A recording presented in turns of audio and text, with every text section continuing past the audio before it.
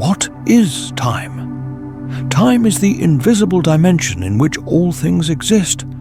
It cannot be touched, cannot be seen, and yet it surrounds us. We measure it in seconds, hours, and centuries. We chase it with calendars, clocks, and digital screens. But no matter how tightly we hold, it slips through our fingers like flowing water. Is time a river, carrying us forward into the unknown? Or is it a vast ocean in which every moment already exists, past, present, and future, waiting to be discovered? The mystery remains, deeper than the stars, more intimate than a heartbeat. The beginning of time. To ask, when did time begin, is to ask, when did the universe begin? And science tells us, about 13.8 billion years ago. Before the Big Bang, there was no before, no ticking seconds, no hours to count. Time itself began in that first instant, when all energy and matter burst outward, creating space and setting the cosmic clock into motion. Every star, every planet, every life that has ever existed began with that moment. The first breath of time. Time and relativity. For centuries, humans believed time was absolute, the same for everyone, everywhere. But Einstein revealed a hidden truth. Time is not fixed. It bends, it stretches, it slows. On Earth, we count minutes equally. But near a black hole, gravity bends space-time so deeply that a single second there might equal years in the universe beyond. A traveler moving close to the speed of light could live a short life, while centuries pass for those left behind. Time, it seems, is not universal. It is personal. It depends on where you are and how you move. Cosmic time versus human time. To humans, a lifetime feels vast. We measure decades, celebrate centuries, and record history in millennia. But in cosmic time, these spans are barely a whisper. A star can take 10 million years just to ignite. Galaxies spin so slowly that no human, nor even all of human history, can witness a single full rotation. And yet, within our fleeting lifetimes, we can imagine the infinite. We carry in our fragile human time the ability to reflect upon the eternal, to dream of the stars, even as they outlast us by billions of years. The end of time. If time had a beginning, will it also have an end? Scientists imagine many fates. Perhaps the universe will continue to expand forever until galaxies drift apart, stars burn out, and all that remains is cold darkness, the heat, death of the universe. Perhaps time will collapse inward, the universe folding back into itself. Or perhaps time, like a circle, has no true end, only a cycle of beginnings. In the end, we do not know, but time may outlast even memory, stretching beyond anything our minds can imagine. The philosophy of time, beyond science, lies a deeper question. Is time real? Or is it an illusion, a trick of the human mind to make sense of change? Some philosophers say all of time exists at once, past, present, and future, layered like pages of a book. Others say only the present is real, that the past is gone, and the future has yet to be born. And yet, within us, time is undeniable. We feel its weight in nostalgia. We see it in the lines of an aging face. We hear it in the ticking of a clock in a silent room. Perhaps time is both real and illusion, both infinite and fleeting, both cosmic and human. Time is the stage upon which the universe plays its story. It is the rhythm of galaxies and the heartbeat of a child. It is the silence of eternity and the brief spark of human life. We may never master it, never escape it, never fully understand it. But in every moment we live, we are part of its flow, carried from the birth of all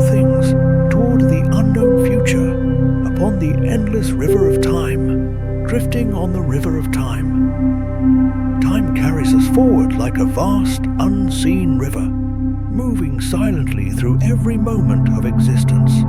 From the moment we open our eyes as infants to the final breath that closes our lives, we are passengers upon its current. Unlike a river of water, time cannot be touched or seen, yet it shapes everything around us. It sculpts mountains through erosion. It ages the skin on our hands. It determines the cycles of the planets and the slow death of the stars. To drift on this river is to be alive, for life itself is measured in the steady pulse of time. When we imagine drifting down such a river, it helps us understand why human beings, since the earliest civilizations, have been fascinated and unsettled by time. Ancient people marked its passage by watching the sky. They saw the sun rise and fall. They observed the moon wax and wane. They noted the return of seasons, and they understood that this flow, though invisible, governed their survival. In Mesopotamia, farmers built calendars to track floods and harvests. In Egypt, priests constructed shadow clocks and water clocks to measure the hours of the day. To the Mayans, time was sacred, a cycle that determined not only agriculture, but the very destiny of their civilization. But as we drift along this river today, the perspective deepens. We know, thanks to centuries of science, that time is not only a human invention, but a fundamental dimension of the universe. Physicists describe it as woven together with space, creating the fabric of space-time itself. This means that time is not merely a series of moments passing by us like stones along the shore. Instead, it is part of the very structure of reality, a field in which all events take place. To drift upon it is not a metaphor, but a truth. For every atom, every star, and every galaxy floats within this vast current. Our own perception of this river, however, is unique. Human time feels personal. A single day can stretch endlessly in childhood, yet collapse into a blur as we grow older. Psychologists explain that this is because the human brain does not perceive time uniformly. Novel experiences stretch our sense of duration, while familiar routines compress it. A child seeing the ocean for the first time feels a day that lasts forever, while an adult repeating the same commute may feel entire months dissolve like mist. This drifting sensation is not only personal but biological. Every living creature carries within it a rhythm that matches the flow of the world. Birds migrate according to seasonal cycles. Flowers bloom in harmony with the turning of the earth. Human beings have circadian rhythms, internal clocks tied to sunlight and darkness, regulating sleep, hormones, and energy. Even without watches or calendars, our bodies drift with time's current, sensing its hidden presence. To drift on the river of time is also to face its mystery.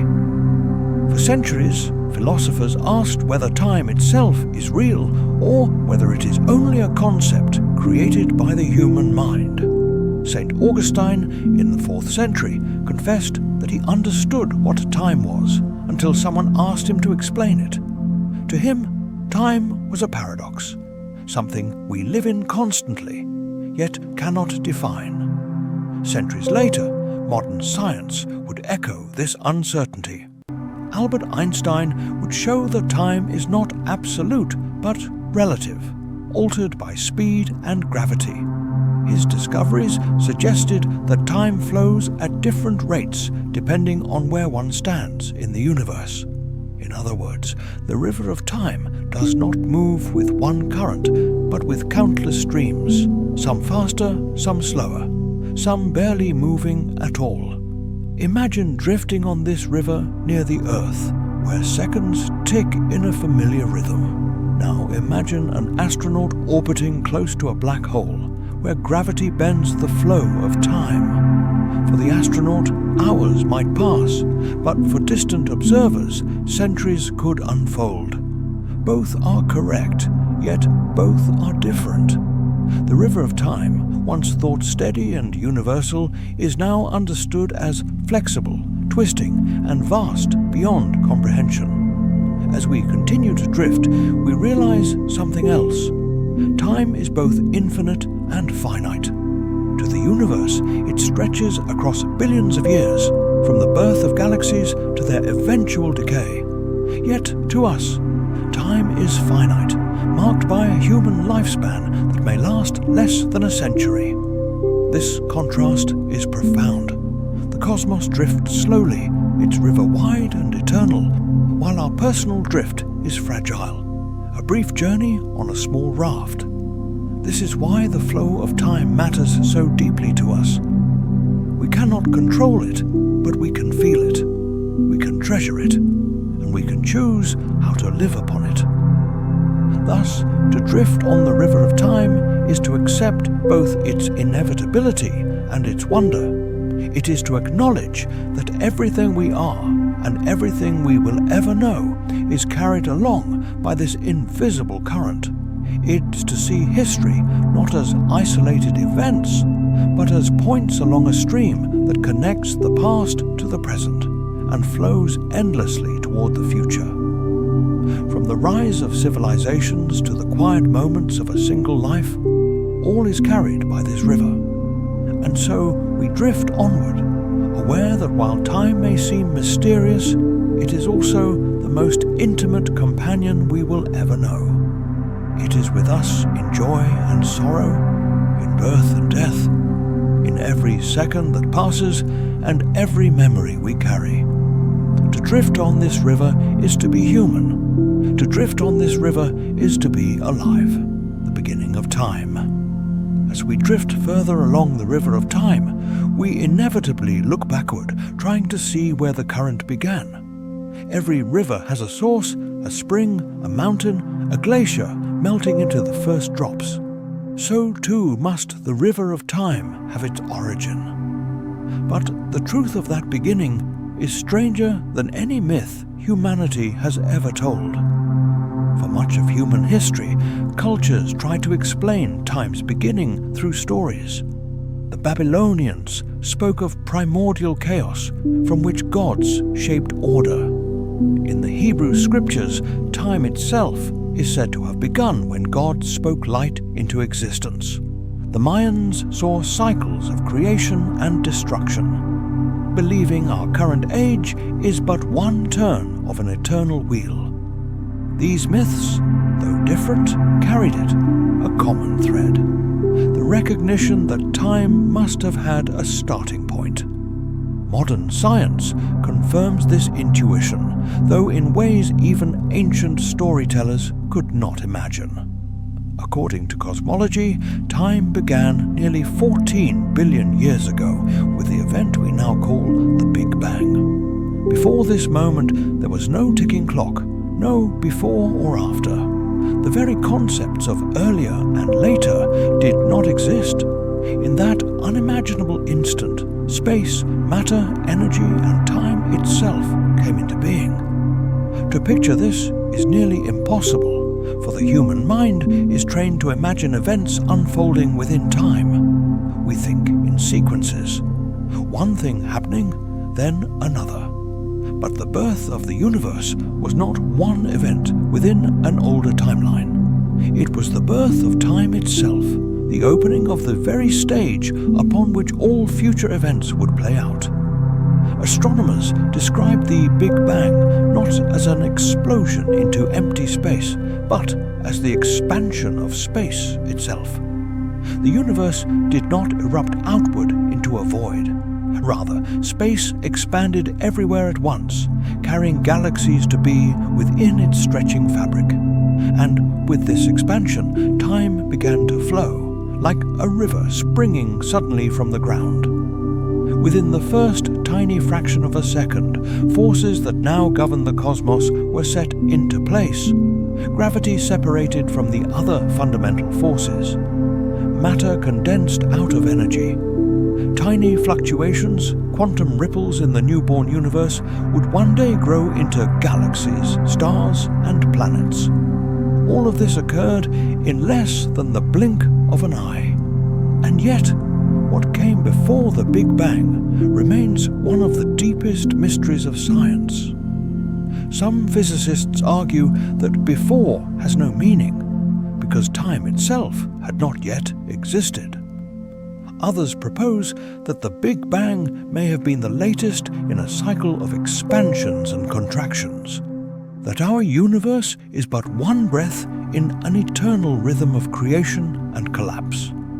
A few even suggest the possibility of multiple universes, a vast multiverse where each Big Bang is the birth of a different reality, each with its own river of time.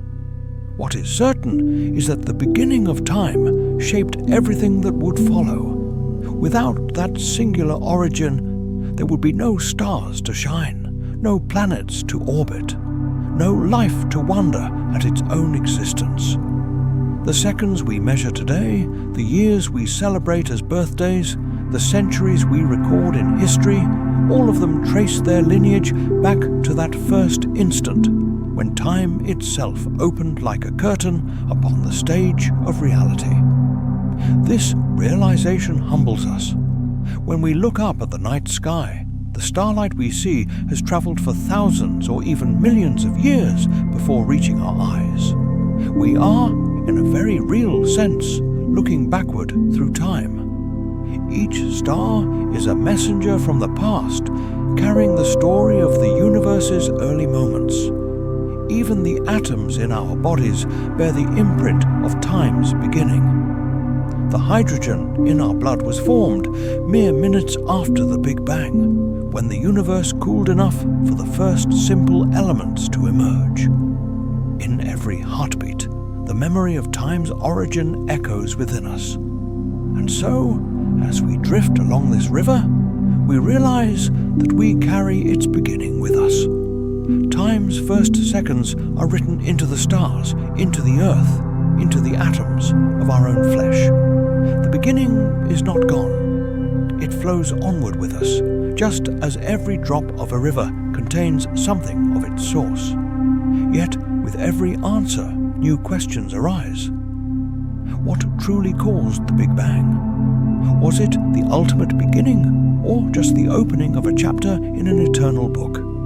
Can time itself end in the same way it began? These mysteries compel us forward. To understand time is not only to measure the ticking of clocks, but to face the greatest questions of existence itself. And so, the river carries us onward from its hidden source toward realms of even deeper wonder, towards the strange and beautiful truth that time is not fixed but flexible, bending and flowing in ways more astonishing than we once believed.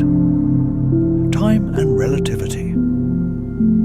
From the very first second of the universe's birth, time has flowed forward, carrying stars, galaxies, and life along its current. But as the centuries of human thought unfolded, a profound realization emerged. Time is not the steady, unchanging rhythm we once believed it to be. Instead, time can bend, stretch, and warp, depending on the circumstances of the universe around it. For much of history, the idea of time seemed simple. To ancient philosophers like Aristotle, time was the steady measure of motion, a constant background against which events unfolded. To Isaac Newton, centuries later, time was absolute, ticking forward with the same unbroken rhythm for everyone and everything, regardless of where they were in the universe. Newton imagined a great cosmic clock, its gears turning perfectly, keeping universal order. But in the 20th century, Albert Einstein shattered that certainty with his revolutionary theory of relativity. Through patient reasoning, bold imagination, and elegant mathematics, Einstein revealed that time is not absolute at all. It is inseparable from space, woven together into a single fabric known as space-time. This insight changed our understanding of the universe forever. According to relativity, time flows differently depending on gravity and speed. Imagine two twins, one remaining on Earth and the other boarding a spacecraft traveling close to the speed of light. When the traveling twin returns, they will have aged less than the sibling who stayed behind. This is not a trick or an illusion. It is the true bending of time itself. Speed stretches the fabric of time, slowing its rhythm for the one who moves swiftly through the cosmos. Gravity, too, holds power over time. Near a massive object such as a planet, a star, or especially a black hole, time slows down compared to regions of weaker gravity. Astronauts aboard the International Space Station orbiting high above Earth experience time slightly differently than those on the surface below.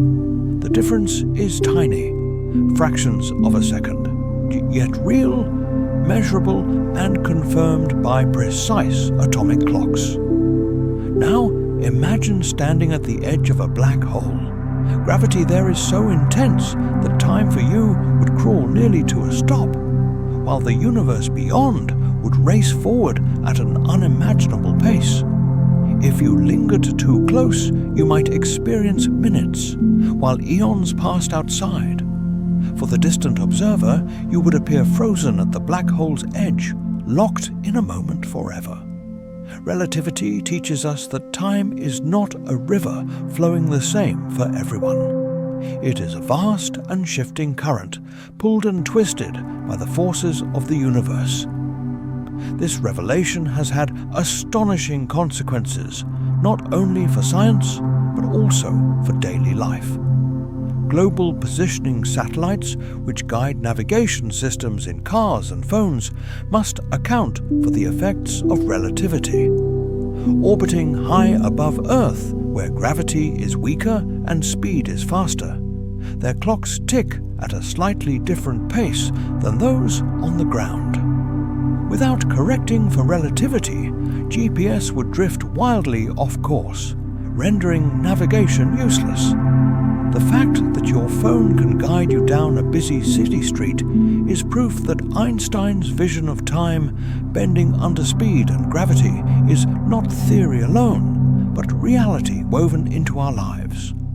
Relativity also opens the doorway to one of humanity's greatest dreams: time travel. Moving forward in time is already possible, in a sense.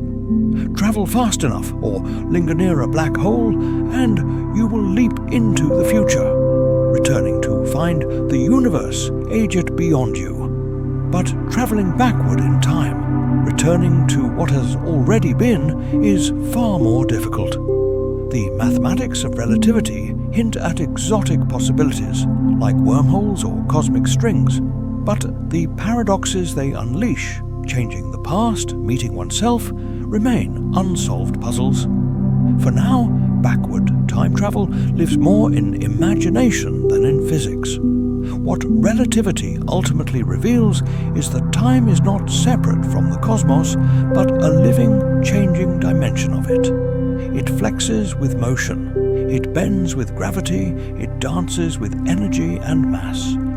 The river of time, once thought to flow steady and straight, now appears as a winding braided stream with eddies and currents shaped by the fabric of space-time itself. To drift upon this river is to accept its strangeness. We are not passengers on a universal clock, moving in lockstep across the cosmos.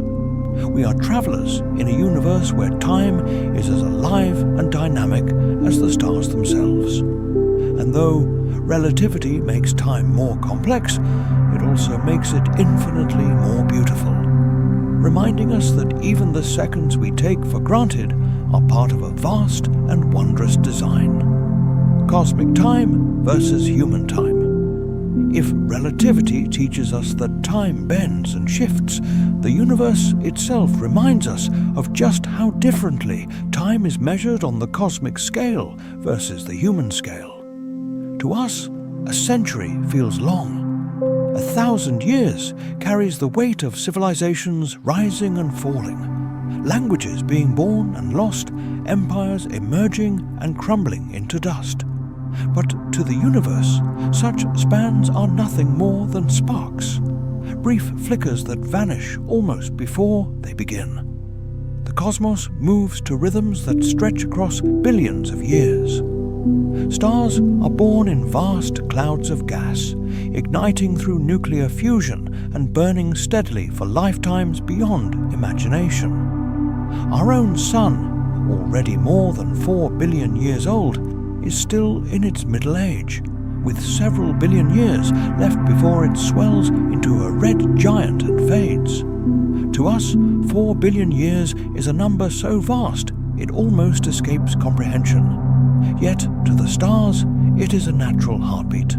Galaxies too turn slowly on their immense axes. The Milky Way takes more than 200 million years just to complete a single rotation.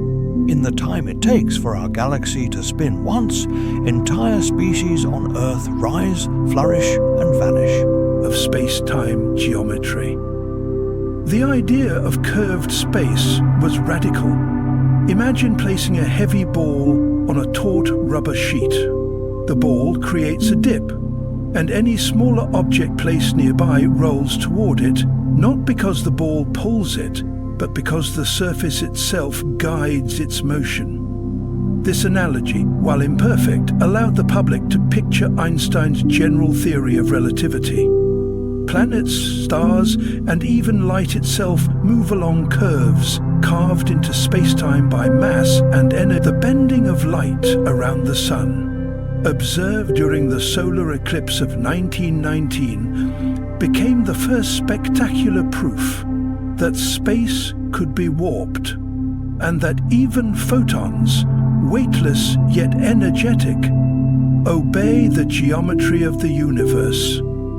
As telescopes and technology advanced, we discovered that this curvature was not a local phenomenon, but a fundamental property of the cosmos.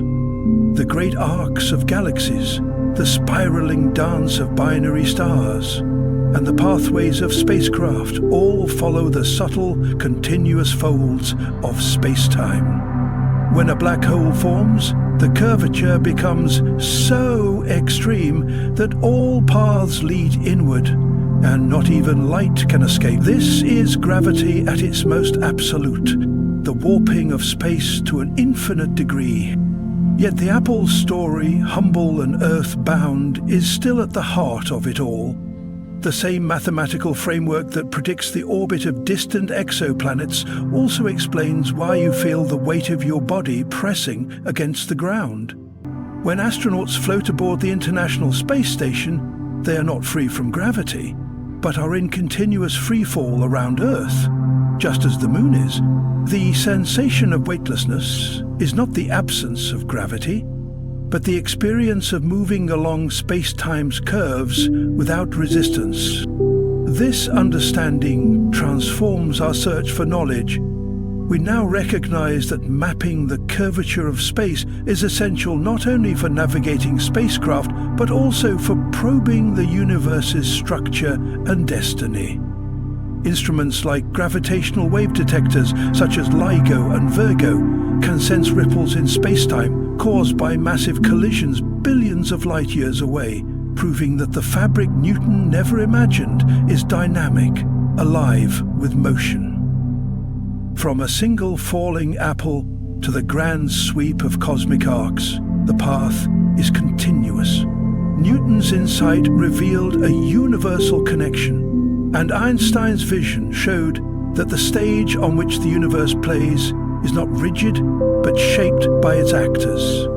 Every orbit, every falling object, every beam of starlight is a silent testimony to the curvature of space. It is a reminder that the laws governing the cosmos are woven into the very geometry we inhabit.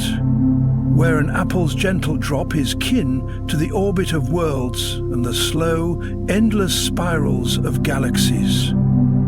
To run the earliest glimmers of human thought, the idea of a place where the very fabric of reality twists upon itself has fascinated and terrified in equal measure. Black holes, once only the subject of abstract mathematics and speculative philosophy, are now understood as real cosmic engines of gravity so extreme that they bend not only space but also the flow of time. They are not just voids, they are regions where the laws of physics as we know them approach their limits, where the smooth geometry of space-time collapses into a singularity, and where reality itself is reshaped in ways that defy ordinary experience. The story of black holes begins with Einstein's general theory of relativity, which revealed that space and time are not separate entities, but aspects of a single, interconnected fabric, space-time. Gravity, in this revolutionary view, is not an invisible force pulling objects together, as Newton described, but the warping of space-time caused by mass and energy. A star, a planet, or even your own body bends the space-time around it. The greater the mass, the greater the curvature. But in the case of a black hole, the curvature becomes so extreme that space-time folds in upon itself, creating a one-way boundary known as the event horizon. Inside this horizon, every path, whether taken by light or matter, curves inward, inevitably leading toward the singularity, a point of infinite density where the known laws of physics cease to function in their familiar form. From the outside, a black hole appears as a perfectly black sphere, yet it is more than an empty void. It is a gravitational well so deep that time itself flows differently near it.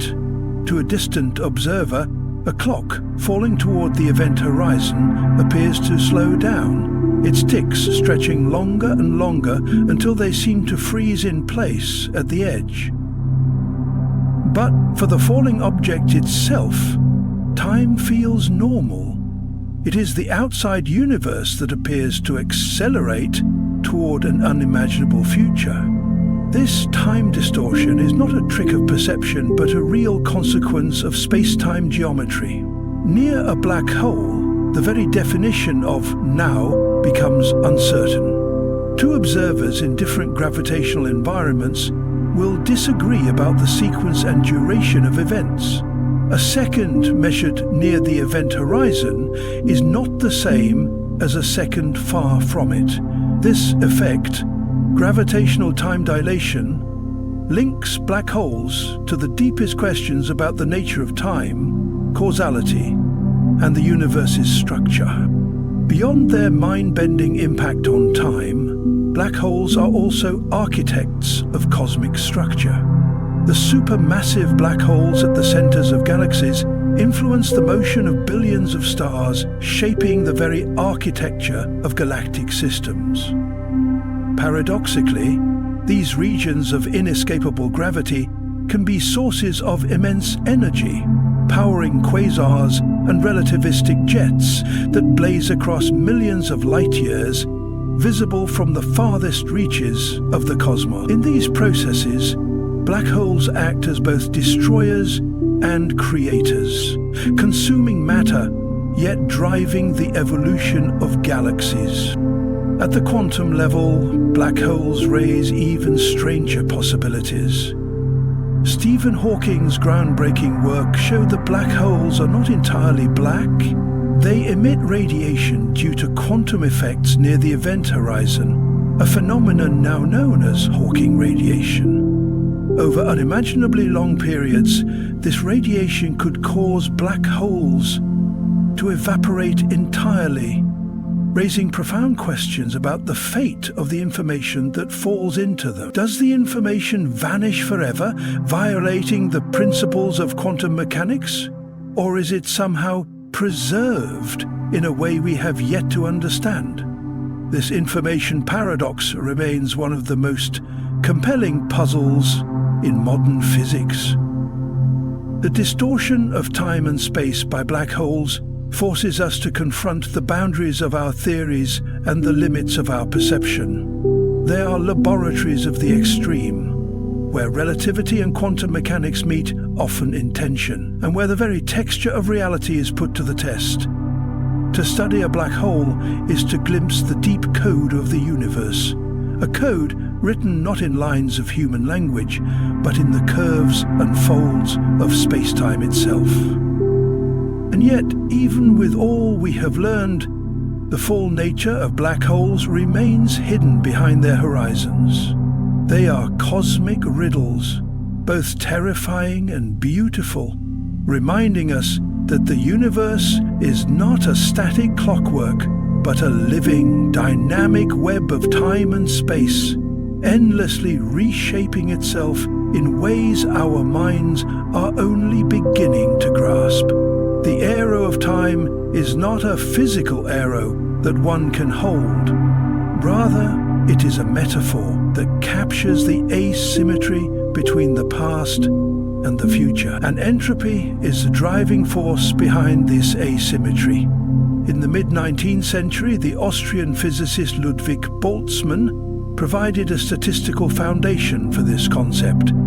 He recognized that in any closed system, the number of possible disordered arrangements vastly outnumbers the ordered ones. Imagine shuffling a deck of cards.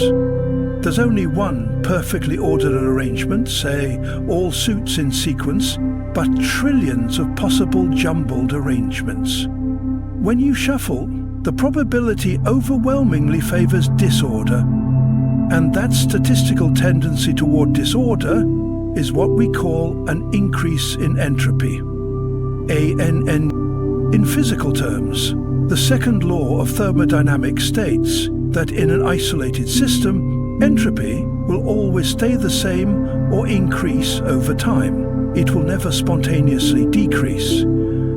This is why shattered glasses stay shattered, why smoke disperses in a room rather than reconcentrating in the corner, and why our universe appears to move from states of lower entropy to higher entropy. But here's the intriguing twist. The laws of physics at the microscopic level, Newtonian mechanics, electromagnetism, quantum theory, are time-symmetric. If you filmed the dance of individual particles and reversed the playback, the motion would still obey the same equations. Nature wouldn't know the difference. The arrow of time, then, emerges not from these fundamental laws, but from the initial conditions of the universe. Our cosmos began around 13.8 billion years ago in an incredibly hot, dense and low entropy state. That's counterintuitive. We often imagine the early universe as a chaotic fireball, but gravitationally speaking, it was astonishingly ordered. As the universe expanded, gravity pulled matter into clumps, forming stars, galaxies and planets. At the same time, energy spread out, matter interacted, and entropy steadily increased. It is this growth of entropy, rooted in the improbable starting point of the cosmos, that defines the arrow of time we experience. Consider life itself. Every moment, our bodies burn fuel, convert it into usable energy, and expel waste heat into our environment. We are entropy machines, turning ordered chemical energy into less organized forms. Even our memories are shaped by entropy. We remember the past, but not the future, because in the past, the universe's configuration was more ordered, giving us a clear trail of causes leading to our present state. This also connects to the irreversible processes we witness in the grander scales. Stars burn their fuel, slowly increasing entropy until they die.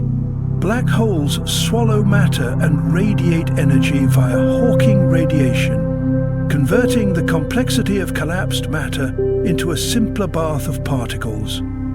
Galaxies collide and merge, redistributing their stars into new arrangements. The cosmos is on a one-way path toward thermal equilibrium, where all energy is evenly spread and no further work can be done, a state known as heat death.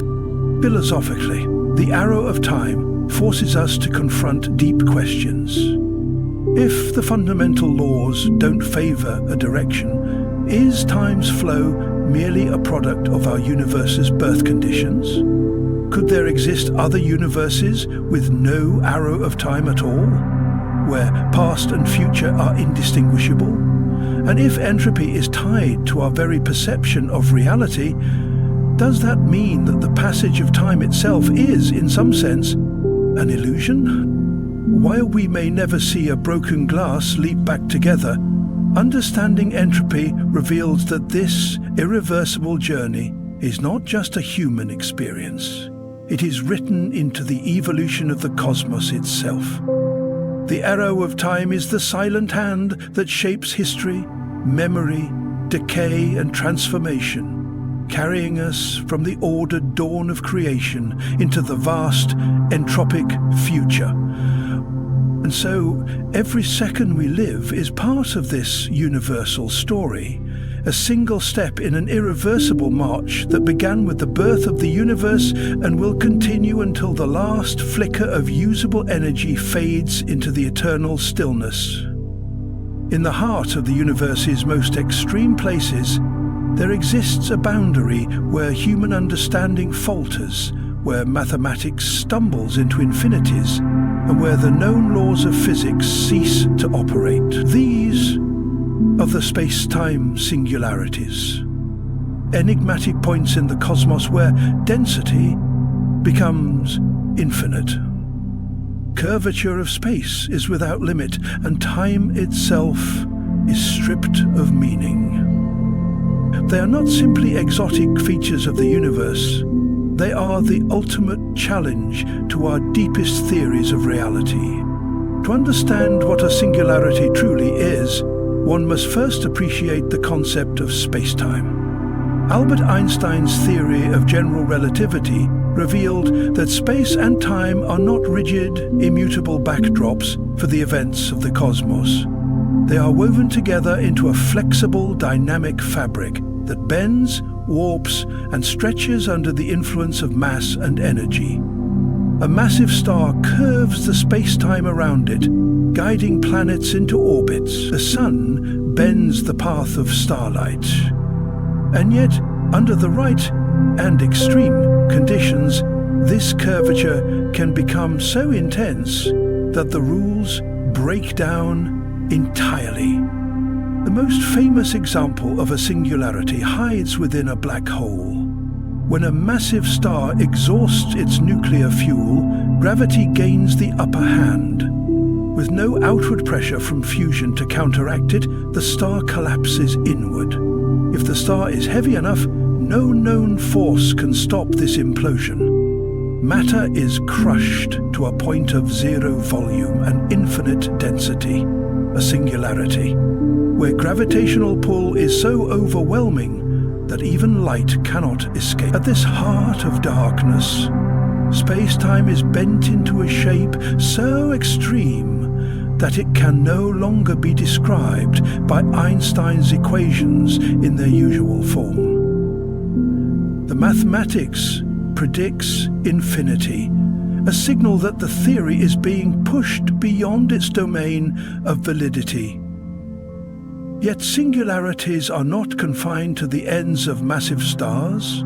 Cosmology teaches us that our entire universe began in a singularity of sorts, the Big Bang. According to standard models, if we wind the clock of cosmic expansion backward, we arrive at a state where the universe was compressed into an infinitely dense point. Space, time, matter, and energy all emerged from this mysterious beginning. The singularity at the birth of the universe is not surrounded by an event horizon like a black hole's core, but it shares the same troubling feature: the inability of current physical laws to describe what came before or what conditions were truly like at that moment. problem is not just academic. Singularities are places where predictability ends. In every other region of space-time, general relativity allows us to forecast the future evolution of matter and energy given the present conditions. But at a singularity, the curvature becomes so great that time itself may cease to have meaning. Was there a before the Big Bang? What happens inside a black hole beyond the event horizon? Our equations refuse to tell us. This limitation has driven physicists toward the search for a deeper framework, one that unites general relativity with quantum mechanics into a full theory of quantum gravity. Quantum theory governs the microscopic realm where particles dance with uncertainty, while relativity governs the grand stage of planets, stars, and galaxies. Near a singularity, both realms collide. Space-time is curved to subatomic scales, and quantum effects cannot be ignored. Ideas like loop quantum gravity and string theory attempt to describe these extremes, suggesting that the infinite densities predicted by relativity may be replaced by finite, quantized structures of space and time. Perhaps, instead of a true point of infinite curvature, the core of a black hole might be a tangled discrete network of space-time atoms. The Penrose-Hawking singularity theorems, developed in the late 20th century, made a profound statement. Singularities are not rare oddities. They are inevitable outcomes of relativity given certain realistic conditions. These theorems shattered the hope that singularities might be avoided through exotic matter or special symmetries. Instead, they implied that space-time itself possesses built-in boundaries where our understanding will always require something beyond Einstein's vision. Singularities also raise deep philosophical questions. If the universe began in such a state, what determined the laws of physics that emerged? Are singularities portals to other universes, as some speculative models suggest? Or are they truly the ultimate dead ends of reality? Could information somehow survive passage through a singularity, as some quantum gravity proposals imply? Or is it obliterated forever? In the end, space-time singularities are not just problems for mathematicians. They are the edges of the map in humanity's exploration of the cosmos. They represent the points where nature withholds her final secrets, forcing us to invent new mathematics, new physics, and perhaps even new ways of thinking. Just as the horizon hides the vastness of the ocean beyond, the event horizon of a black hole conceals the strange and uncharted landscape of the singularity. We may not yet know what lies at the heart of these extremes, but one truth is certain: to solve the mystery of singularities is to take the next great leap in our understanding of the universe. They are the most dramatic reminders that, no matter how far science advances, there will always be frontiers where curiosity must lead the way, and where, for now, physics breaks in the realm of our everyday lives. Time feels steady and absolute. A second here is a second there, no matter who you are or where you stand. Yet, the deeper we look into the workings of the universe, the more this comforting certainty begins to dissolve. Modern physics tells us that time is not a universal metronome, ticking away identically for everyone. It is a pliable dimension woven into the very fabric of reality, and it can stretch, compress, or even appear to slow down. One of the most mind-bending illustrations of this truth is a thought experiment so famous that it has traveled from scientific papers into science fiction and philosophical debate: the twin paradox. The paradox begins with a simple premise. Imagine identical twins, born seconds apart, sharing the same childhood, the same rhythms of life. One twin, let's call her Anna, remains on Earth. The other, Elena, climbs aboard a spaceship capable of traveling at a significant fraction of the speed of light. Elena's ship embarks on a long journey to a distant star and then returns home, When she steps back onto Earth's soil, the two sisters embrace, only to discover something astonishing. Elena is younger than Anna, perhaps by years. Her clock, and even the biological processes of her body, have experienced less time. This outcome is not a fantasy. It is a direct consequence of Einstein's theory of special relativity. According to special relativity, the faster you move through space, the slower you move through time relative to someone who is stationary. This is time dilation, a real, measurable phenomenon confirmed in countless experiments. Muons, unstable subatomic particles, survive longer when traveling near light speed. Atomic clocks flown on aircraft or mounted on satellites tick at slightly different rates than identical clocks on Earth. And yet the paradox arises when we consider symmetry. From Elena's perspective, isn't Anna the one moving away at high speed? If motion is relative, shouldn't Anna be the younger one when they reunite? The resolution lies in the fact that their experiences are not truly symmetrical. Elena's journey involves acceleration and deceleration, turning the ship around to return home, while Anna remains in one continuous frame of reference on Earth. Acceleration changes the geometry of space-time for the traveler, breaking the symmetry and allowing special relativity to produce its startling result. The twin paradox also reminds us that clocks, whether mechanical, atomic or biological, are not just human-made devices, but manifestations of the flow of time itself.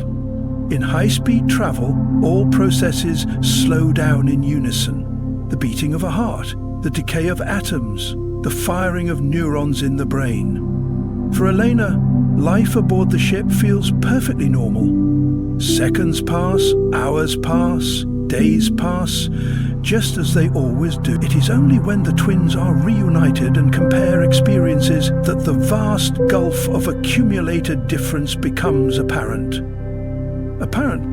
In the modern era, this is more than a theoretical curiosity. The Global Positioning System, GPS, must account for time dilation. Satellites orbiting Earth move fast enough and exist far enough from Earth's gravity that both special and general relativity affect their onboard clocks.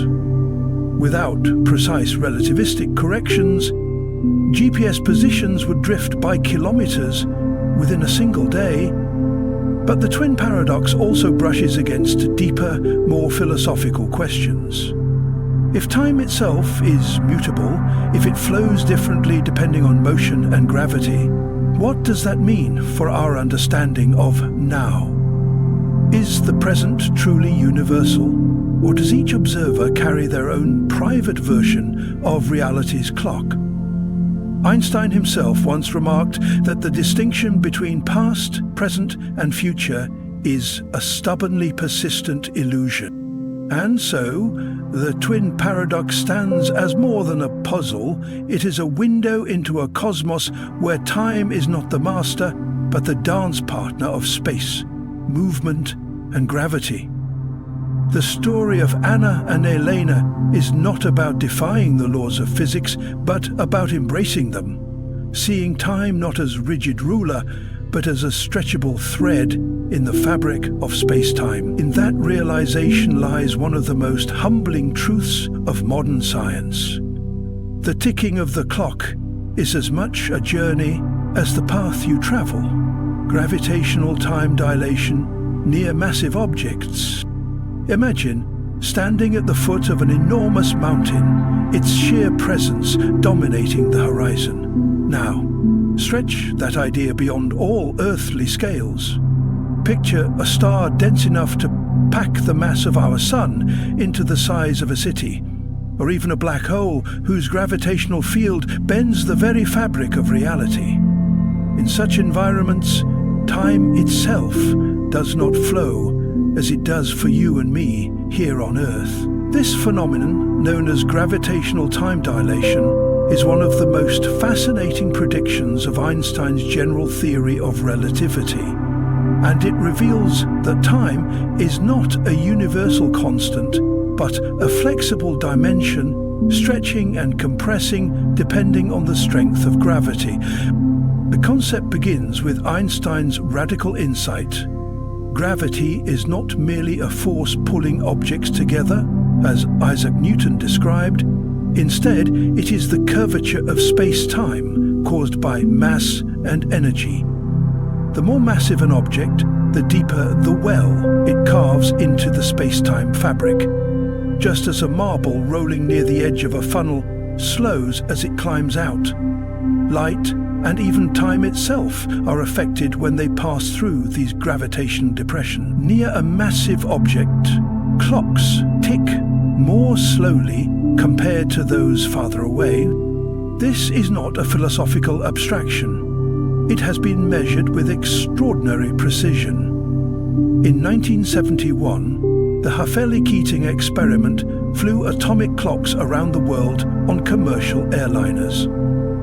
They found that the clocks aboard the planes disagreed with identical clocks on the ground, both because of their motion, special relativity. Later, scientists conducted experiments using satellites and the ultra-precise Global Positioning System, GPS. Without correcting for gravitational time dilation, GPS signals would drift by about 38 microseconds per day, enough to throw off positions by kilometers within 24 hours. The deeper you descend into a gravitational well, the slower time runs relative to a distant observer. This effect becomes extreme near compact astrophysical objects. Around neutron stars, where gravity is billions of times stronger than Earth's, the time dilation is significant, but still survivable in principle. Near the event horizon of a black hole, however, the distortion is so intense that, from the perspective of an outside observer, time for someone falling in would appear to almost freeze. To the falling traveler, however, their own clock ticks normally. They simply notice that the rest of the universe seems to accelerate into the future. This strange warping of time even has real implications for how we think about the universe's history and future. In regions of extreme gravity, processes like decay, motion, and even thought occur more slowly relative to distant cosmic locations. The interplay between gravitational time dilation and cosmic expansion means that events near supermassive black holes may remain hidden to us for eons, perhaps forever. In a way, gravitational time dilation forces us to abandon the idea of one absolute, universal now. Time becomes personal, linked to position and gravitational influence. It tells us that the universe is not a static stage where events unfold, but an active, flexible tapestry, one that twists, stretches, and folds under the weight of stars, planets, and black holes. And so, next time you hear that a black hole distorts space, remember, it distorts time just as much. It is not just where you are that shapes your experience of reality, it is how deep you stand in the cosmic well of gravity. In the great theatre of the cosmos, where galaxies spin like vast celestial pinwheels and black holes loom like silent cosmic predators, there exists a number, unchanging, eternal, and absolute, that underpins the structure of reality itself. That number is the speed of light, 299,792,458 meters per second in the vacuum of space. Not merely a figure buried in the pages of physics textbooks, it is the ultimate speed limit of the universe, woven into the very geometry of space-time. To go faster is not just difficult, it is impossible, at least according to everything we know about the laws of nature. This cosmic limit was not always obvious. For centuries, light was believed to travel instantaneously, a perfect messenger without delay. The ancient Greeks debated its nature. Was it a particle, a wave? Was its speed infinite? It was not until the 17th century, when Danish astronomer Ole Romer studied the eclipses of Jupiter's moon Io, that the truth began to emerge. He discovered that light took time to cross the vast gulf between Jupiter and Earth, and thus it had a measurable speed. This was the first crack in the illusion of instantaneous vision. Centuries later, Albert Einstein would elevate this constant speed from a mere property of light to the bedrock principle of his theory of relativity. In Einstein's universe, the speed of light is not just a limit for photons, it is the limit for everything.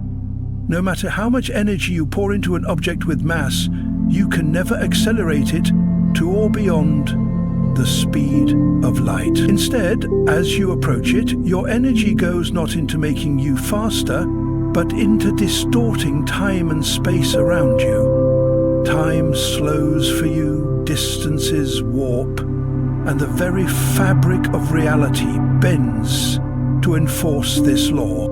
But why? The answer lies deep in the relationship between space and time themselves.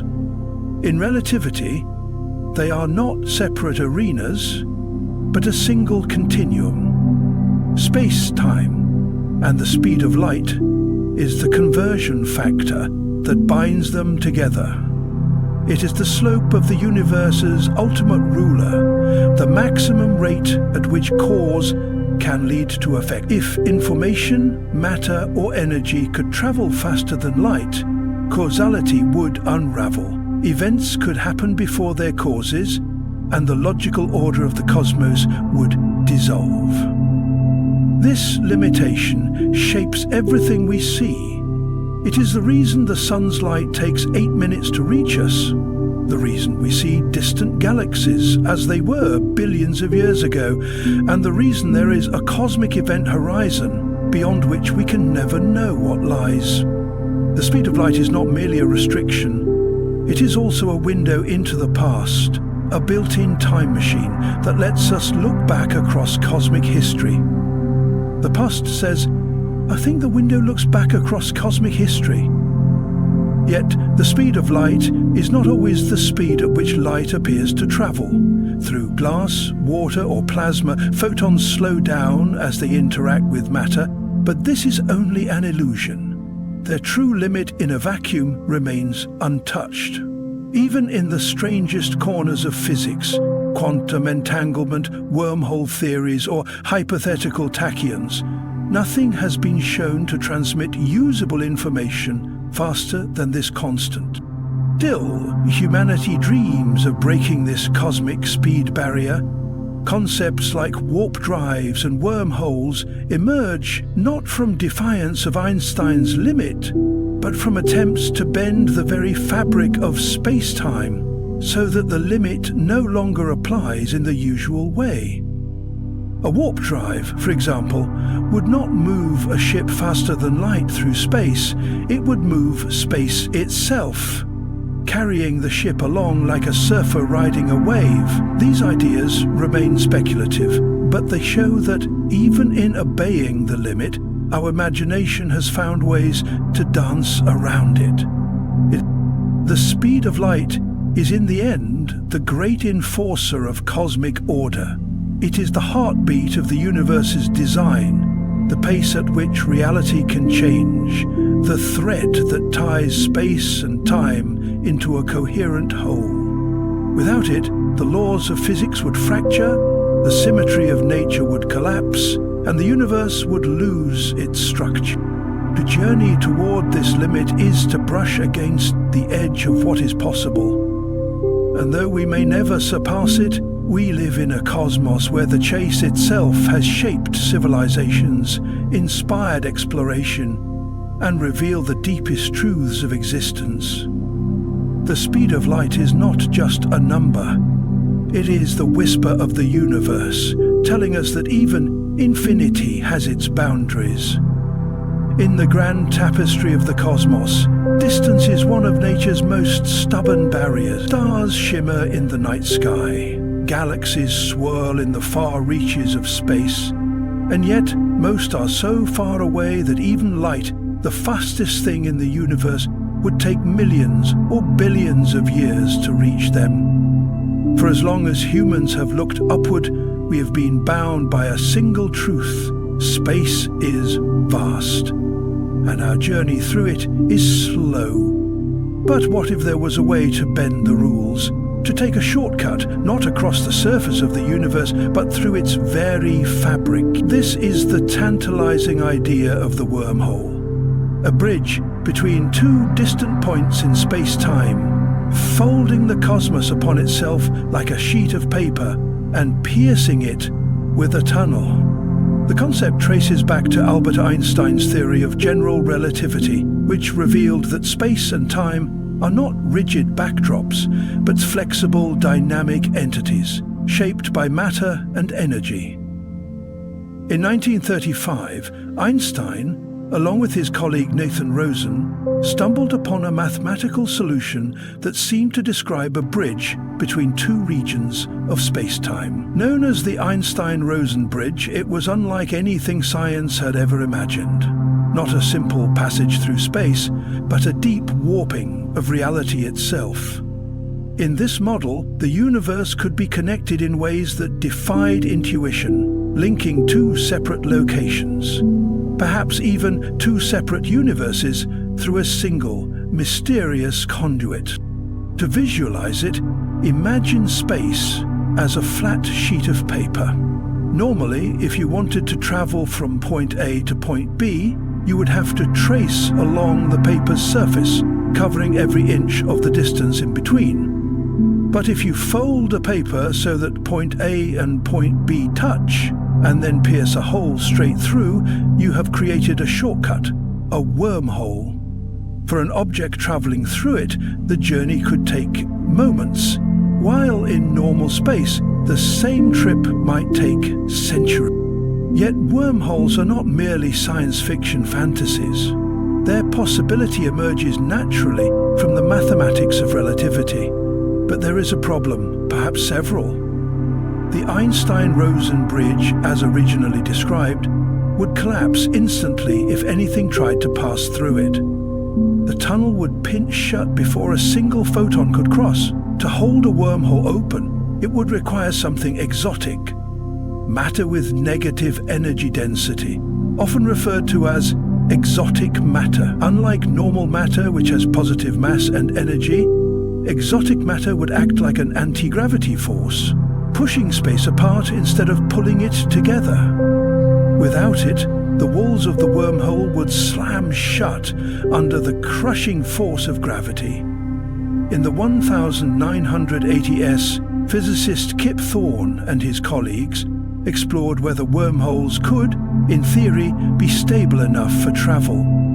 Their work showed that if exotic matter existed, and in the right quantities, a traversable wormhole might not be ruled out by the laws of physics. This sparked a wave of fascination, not just in the scientific community, but in popular culture, inspiring books, films, and endless speculation about interstellar travel, time machines, and connections to parallel universes. The implications are staggering. A wormhole could allow not only faster-than-light travel between distant stars, but potentially travel between different points in time. Because wormholes connect regions of space-time, moving one end of the wormhole at relativistic speeds could cause time to flow differently at each mouth, creating a time difference between them. Step into one end, and you could emerge not only in a distant galaxy, but in a different era, the past or the future. This is where the physics dances dangerously close to paradox, and where our understanding of causality, the sequence of cause and effect, is tested to its limits. Still, for all the mathematical beauty, there is a profound lack of evidence. No wormhole has ever been detected, and the energy requirements to build or sustain one are far beyond anything humanity can currently produce. The exotic matter needed remains hypothetical, and even if it exists, manipulating space-time on such a scale may forever remain in the realm of the impossible. Yet nature has a way of surprising us. Black holes, once thought to be purely theoretical, are now observed regularly. Gravitational waves, predicted for a century, have only recently been detected. If wormholes exist somewhere in the universe, perhaps hidden in the warped hearts of galaxies, then one day our instruments or our descendants might find them. In the end, the idea of wormholes speaks to something deeper than physics. It touches on humanity's restless urge to explore, to connect distant worlds, to transcend the boundaries of space and time. Whether they turn out to be real or not, wormholes remind us that the universe is not a static prison of empty void and unyielding laws. It is a living, flexible, mysterious thing, and perhaps, somewhere out there, it holds doors waiting to be opened. Temporal illusions. Why the past feels real. Time is a strange thing. We live within its flow as naturally as a fish swims in water, yet the deeper we look, the less it behaves like the steady, unchanging river we think it is. To our senses, the past is gone, a shadow that exists only in memory.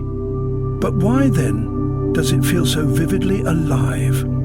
Why do moments long vanished sometimes feel closer than the present? This is the paradox of temporal illusion, the curious phenomenon where the mind treats the past as something tangible, almost as if it still exists somewhere, waiting for us to return. To understand why the past feels real, we must first face an unsettling truth.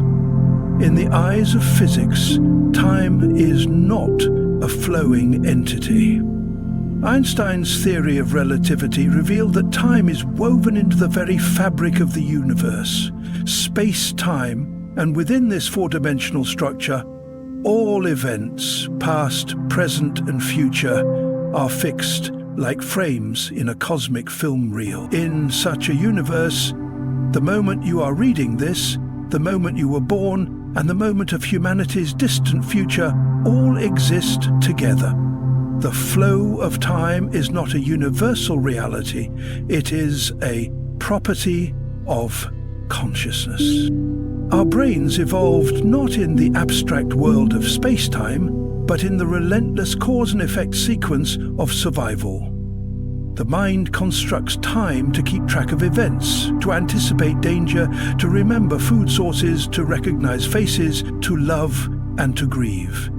Memory is its great tool, and memory is deceptive. Unlike a video recording, it is not a perfect playback. It is reconstructed each time, influenced by emotions, associations, and even the present moment itself. Yet when we recall a childhood scene, the smell of rain on dusty soil, the laughter of a friend, the rustle of leaves in the summer wind, the brain reactivates many of the same neural patterns that occurred when we first experienced it. In effect, we don't just remember the past, we partially relive it. But there is a deeper layer to this illusion, one tied to how time is structured in the universe itself. In the block universe interpretation of relativity, the past is not destroyed. It simply occupies a different location in space-time, like an old chapter in a book you can no longer turn back to. We can't physically revisit it, but its existence is just as real as this present moment. When you stand under the night sky, the starlight you see left its source hundreds, thousands, even millions of years ago. In a sense, you are looking directly into the past, not just imagining it, but actually perceiving ancient moments frozen in light. This connection between memory, perception, and the physical reality of space-time creates the strange sensation that the past exists somewhere, as if we could step through a hidden doorway and return to it. Science fiction often plays with this idea: time machines, portals, wormholes. But the laws of physics resist such journeys. The arrow of time, dictated by entropy, pushes us forward relentlessly. The universe's tendency toward disorder ensures that the past remains ordered, stable, and unreachable, while the present dissolves into the growing sea of what has already happened. Yet emotionally, the past never fully lets go of us. Neurological studies show that recalling a memory can activate the same emotional circuits as the original event. This is why grief can feel fresh after decades, why joy from an old victory can still make us smile, and why heartbreak can return with the same sting as the first day it happened. The mind does not differentiate between then and now as sharply as physics does. In the theatre of our consciousness, the past can walk the same stage as the present. And so we are left with a truth both haunting and beautiful. The past feels real because, in a very real sense, it is. It lives in the architecture of space-time, in the patterns of light reaching our eyes from distant stars, and in the neural pathways of our minds. We cannot touch it, we cannot change it, but we can carry it. And in carrying it, we keep it alive. Perhaps that is the deepest temporal illusion of all, that what is gone can never return, when in fact it has never truly left. Time before the Big Bang, does it exist? The question of whether time existed before the Big Bang is one of the deepest and most perplexing puzzles in cosmology, blending physics, philosophy, and even metaphysics. To answer it, we must confront what the Big Bang actually was, not as a fiery explosion in empty space, but as the origin of the very fabric of space and time itself. According to the standard cosmological model, the Big Bang was not an event within time, it was the birth of time. Before it, there was no before in the way we normally understand it, because before is a temporal concept that requires time to exist in the first place. Einstein's general theory of relativity, which describes gravity as the curvature of space-time, predicts that as we trace the history of the universe backward, the density, temperature, and curvature all increase until they approach infinity. At that singularity, about 13.8 billion years ago, our current mathematical description of reality breaks down. Time, as defined by the ticking of clocks and the sequence of cause and effect, appears to reach a boundary. It is as if the river of time narrows to a point and simply stops. From this perspective, asking what happened before the Big Bang is akin to asking what is north of the North Pole. It may be a meaningless question in our current framework. Yet, physics does not stop at boundaries, it seeks to cross them. Quantum cosmology, which attempts to unite quantum mechanics with general relativity, opens possibilities for what before could mean. Some theories suggest that time is not fundamental but emergent, arising from deeper, timeless laws of physics. In such scenarios, the Big Bang may not have been the true beginning, but rather a transition, like ice melting into water. A change of state in a larger, eternal reality. One possibility is the cyclic universe model, in which the cosmos undergoes endless cycles of expansion and contraction, with each bang following a crunch. In this view, time stretches infinitely backward, and our Big Bang is just one chapter in an eternal book. Another is the quantum bounce, suggested by loop quantum gravity, in which the universe did not emerge from nothing, but rebounded from a prior contracting state, avoiding the singularity entirely. There is also the multiverse hypothesis, where our Big Bang is one bubble among countless others forming in an eternal inflationary background, a vast and timeless sea spawning universes endlessly.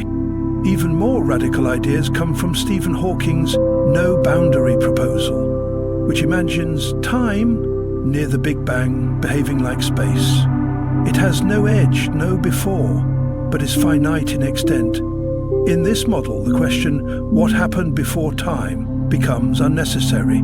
Because time didn't begin in a singular moment, it smoothly emerged from a kind of timeless quantum realm. The difficulty in answering this question lies in our human perspective. We experience time as a flowing river, always moving from past to future. We intuitively imagine that every event has something before it, but the universe may not conform to this intuition. Time could be an artifact of the universe's expansion, a feature that simply did not exist in any meaningful sense before our cosmos took shape. And so, the existence or non-existence of time before the Big Bang is not only a scientific puzzle but also a philosophical one. If time began with the universe, then the Big Bang was the ultimate origin, the boundary beyond which before has no meaning. If time existed beforehand, then the Big Bang might have been just one moment in an infinite, possibly cyclical cosmic story. Until we have a full theory of quantum gravity, we are left with possibilities, not certainties. What is certain is that in exploring this question, we are forced to confront the limits of our understanding, and perhaps even the limits of what can be known. Whether time began 13.8 billion years ago or stretches eternally into the past, the mystery invites us to keep asking, keep imagining, and keep pushing the boundaries of physics toward the edges of reality itself. The clash of giants, general relativity versus quantum mechanics. General relativity, formulated by Albert Einstein in 1915, describes space and time not as separate entities, but as a unified four-dimensional space-time. It is a flexible, dynamic fabric that bends and curves in the presence of mass and energy. In Einstein's view, gravity is not a force in the traditional Newtonian sense. It is the result of space-time curvature. Massive objects like stars and planets warp space-time, and objects follow the curves of this geometry. Quantum mechanics, developed between 1900 and the 1920s, focuses on the smallest scales of reality, the behavior of particles, energy, and fields at atomic and subatomic levels. It replaces certainty with probability, describing particles as wave-like entities governed by the uncertainty principle and probabilistic wave functions. Both theories have been tested countless times. Both work extraordinarily well within their domains, but they refuse to play nicely together. General relativity works flawlessly at large scales. Planets, galaxies, the universe itself, while quantum mechanics dominates at the atomic and subatomic scales. Yet, at the extreme boundaries of nature, such as inside black holes, or during the first fraction of a second after the Big Bang, both theories are required at once, and there they clash. Mathematically, when we try to apply quantum principles to space-time as described by general relativity, the equations spiral into infinities, nonsensical, unphysical results. This failure has driven physicists for decades to search for a quantum theory of gravity, a framework that describes gravity in the same probabilistic, quantized way that we describe the other forces of nature. The loop quantum gravity vision. Loop quantum gravity takes a refreshingly grounded approach.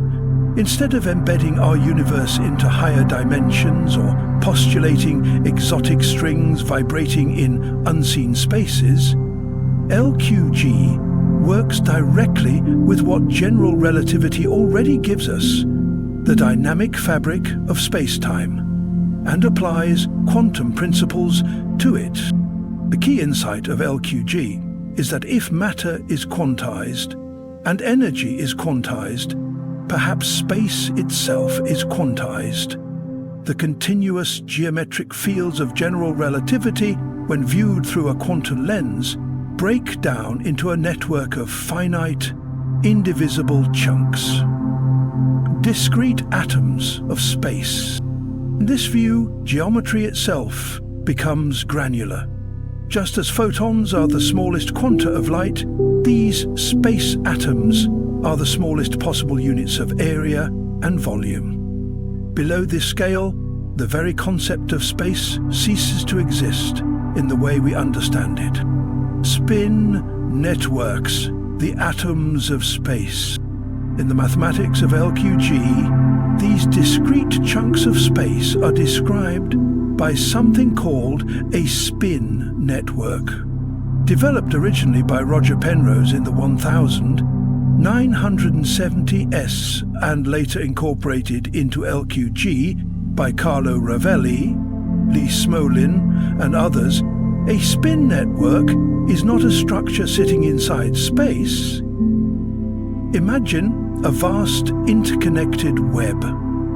The edges of the web carry values known as spins, which are related to the quantum numbers familiar from particle physics.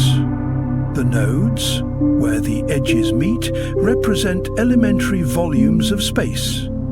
The edges themselves represent quantized areas, and their intersection patterns encode the curvature and connectivity of space. In other words, space is not a backdrop against which events happen. It emerges from the relationships and connections in this network. The web is constantly evolving, changing its shape and structure, giving rise to the dynamic geometry we experience as space-time. Tidal galaxies, twisted by gravity. In the vast cold architecture of the universe, galaxies are not the isolated islands we once believed them to be. They are wanderers in a sea of gravitational tides, drawn toward one another in slow, majestic dances that can last for billions of years.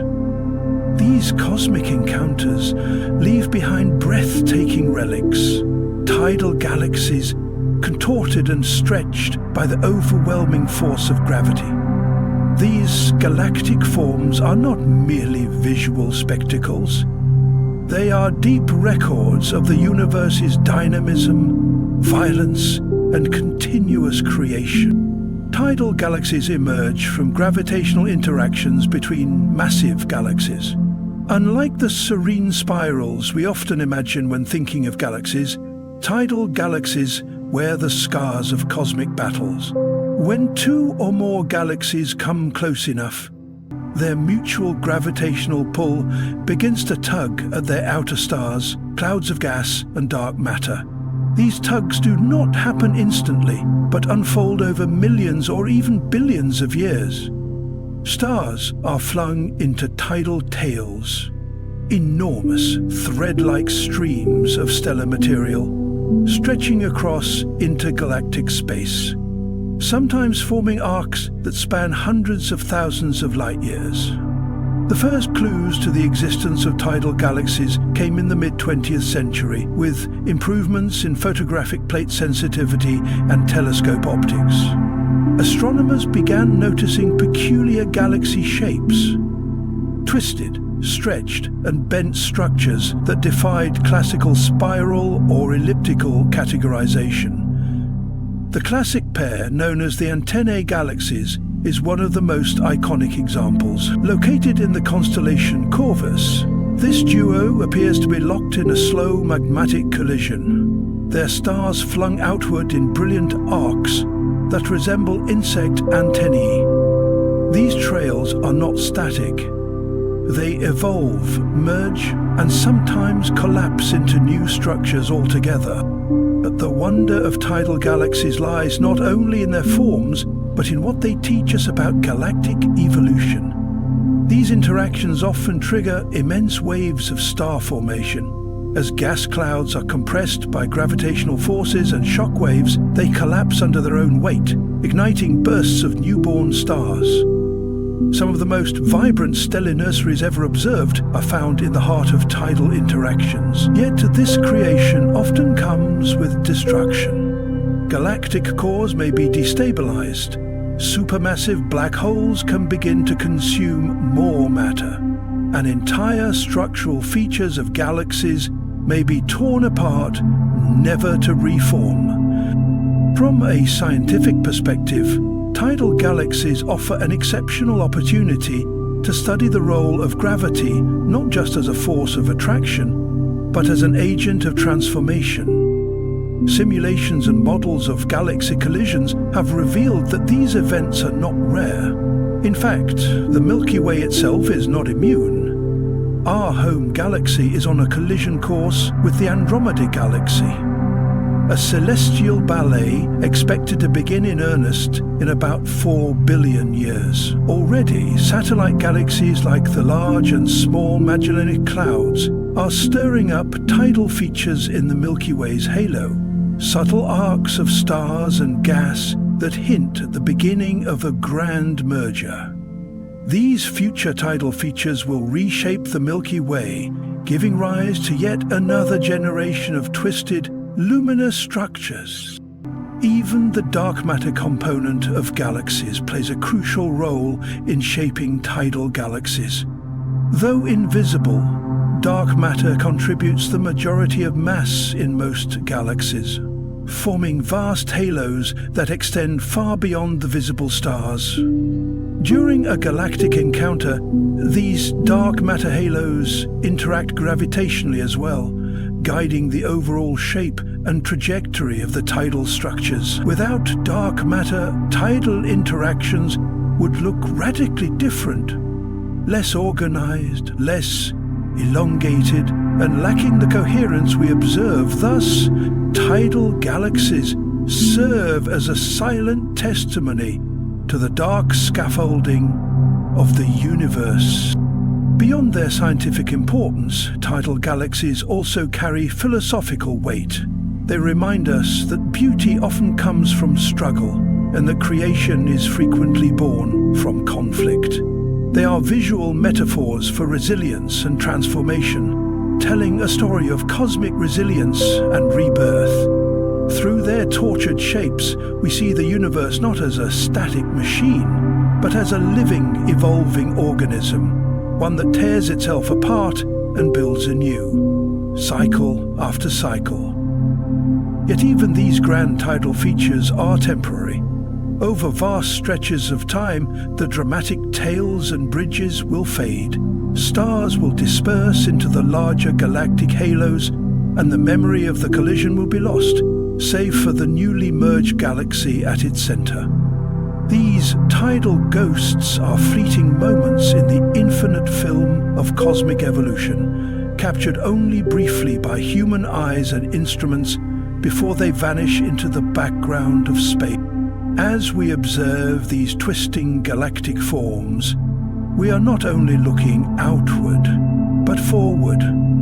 They are glimpses into the eventual fate of all galaxies, including our own. In their chaotic grace, tidal galaxies are both messengers of history and harbingers of what is to come.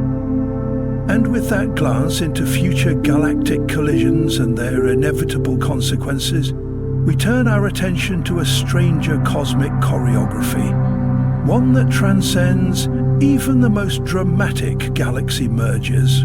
Next, we step into the realm of Outline 12, where we explore the bizarre and captivating world of ring galaxies, formed not by gradual spiral evolution, but by violent head-on collisions that send ripples through galactic disks like stones cast into a still.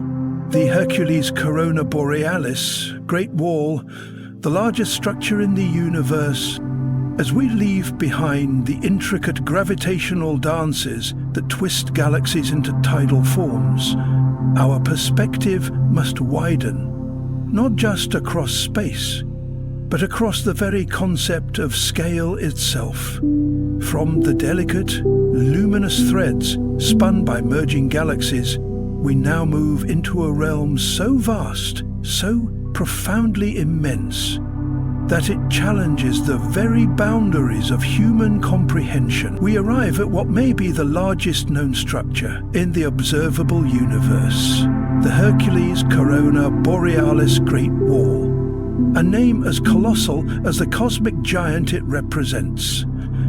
Discovered in the early years of the 21st century, this immense superstructure came into view not through visible light or classical imaging, but through the detection of gamma-ray bursts, brief, high-energy flashes of radiation that typically signal the collapse of massive stars or the violent mergers of neutron stars. Astronomers analyzing data from deep sky surveys noticed a peculiar concentration of these bursts in a specific region of the sky, a statistical clustering too significant to be coincidental.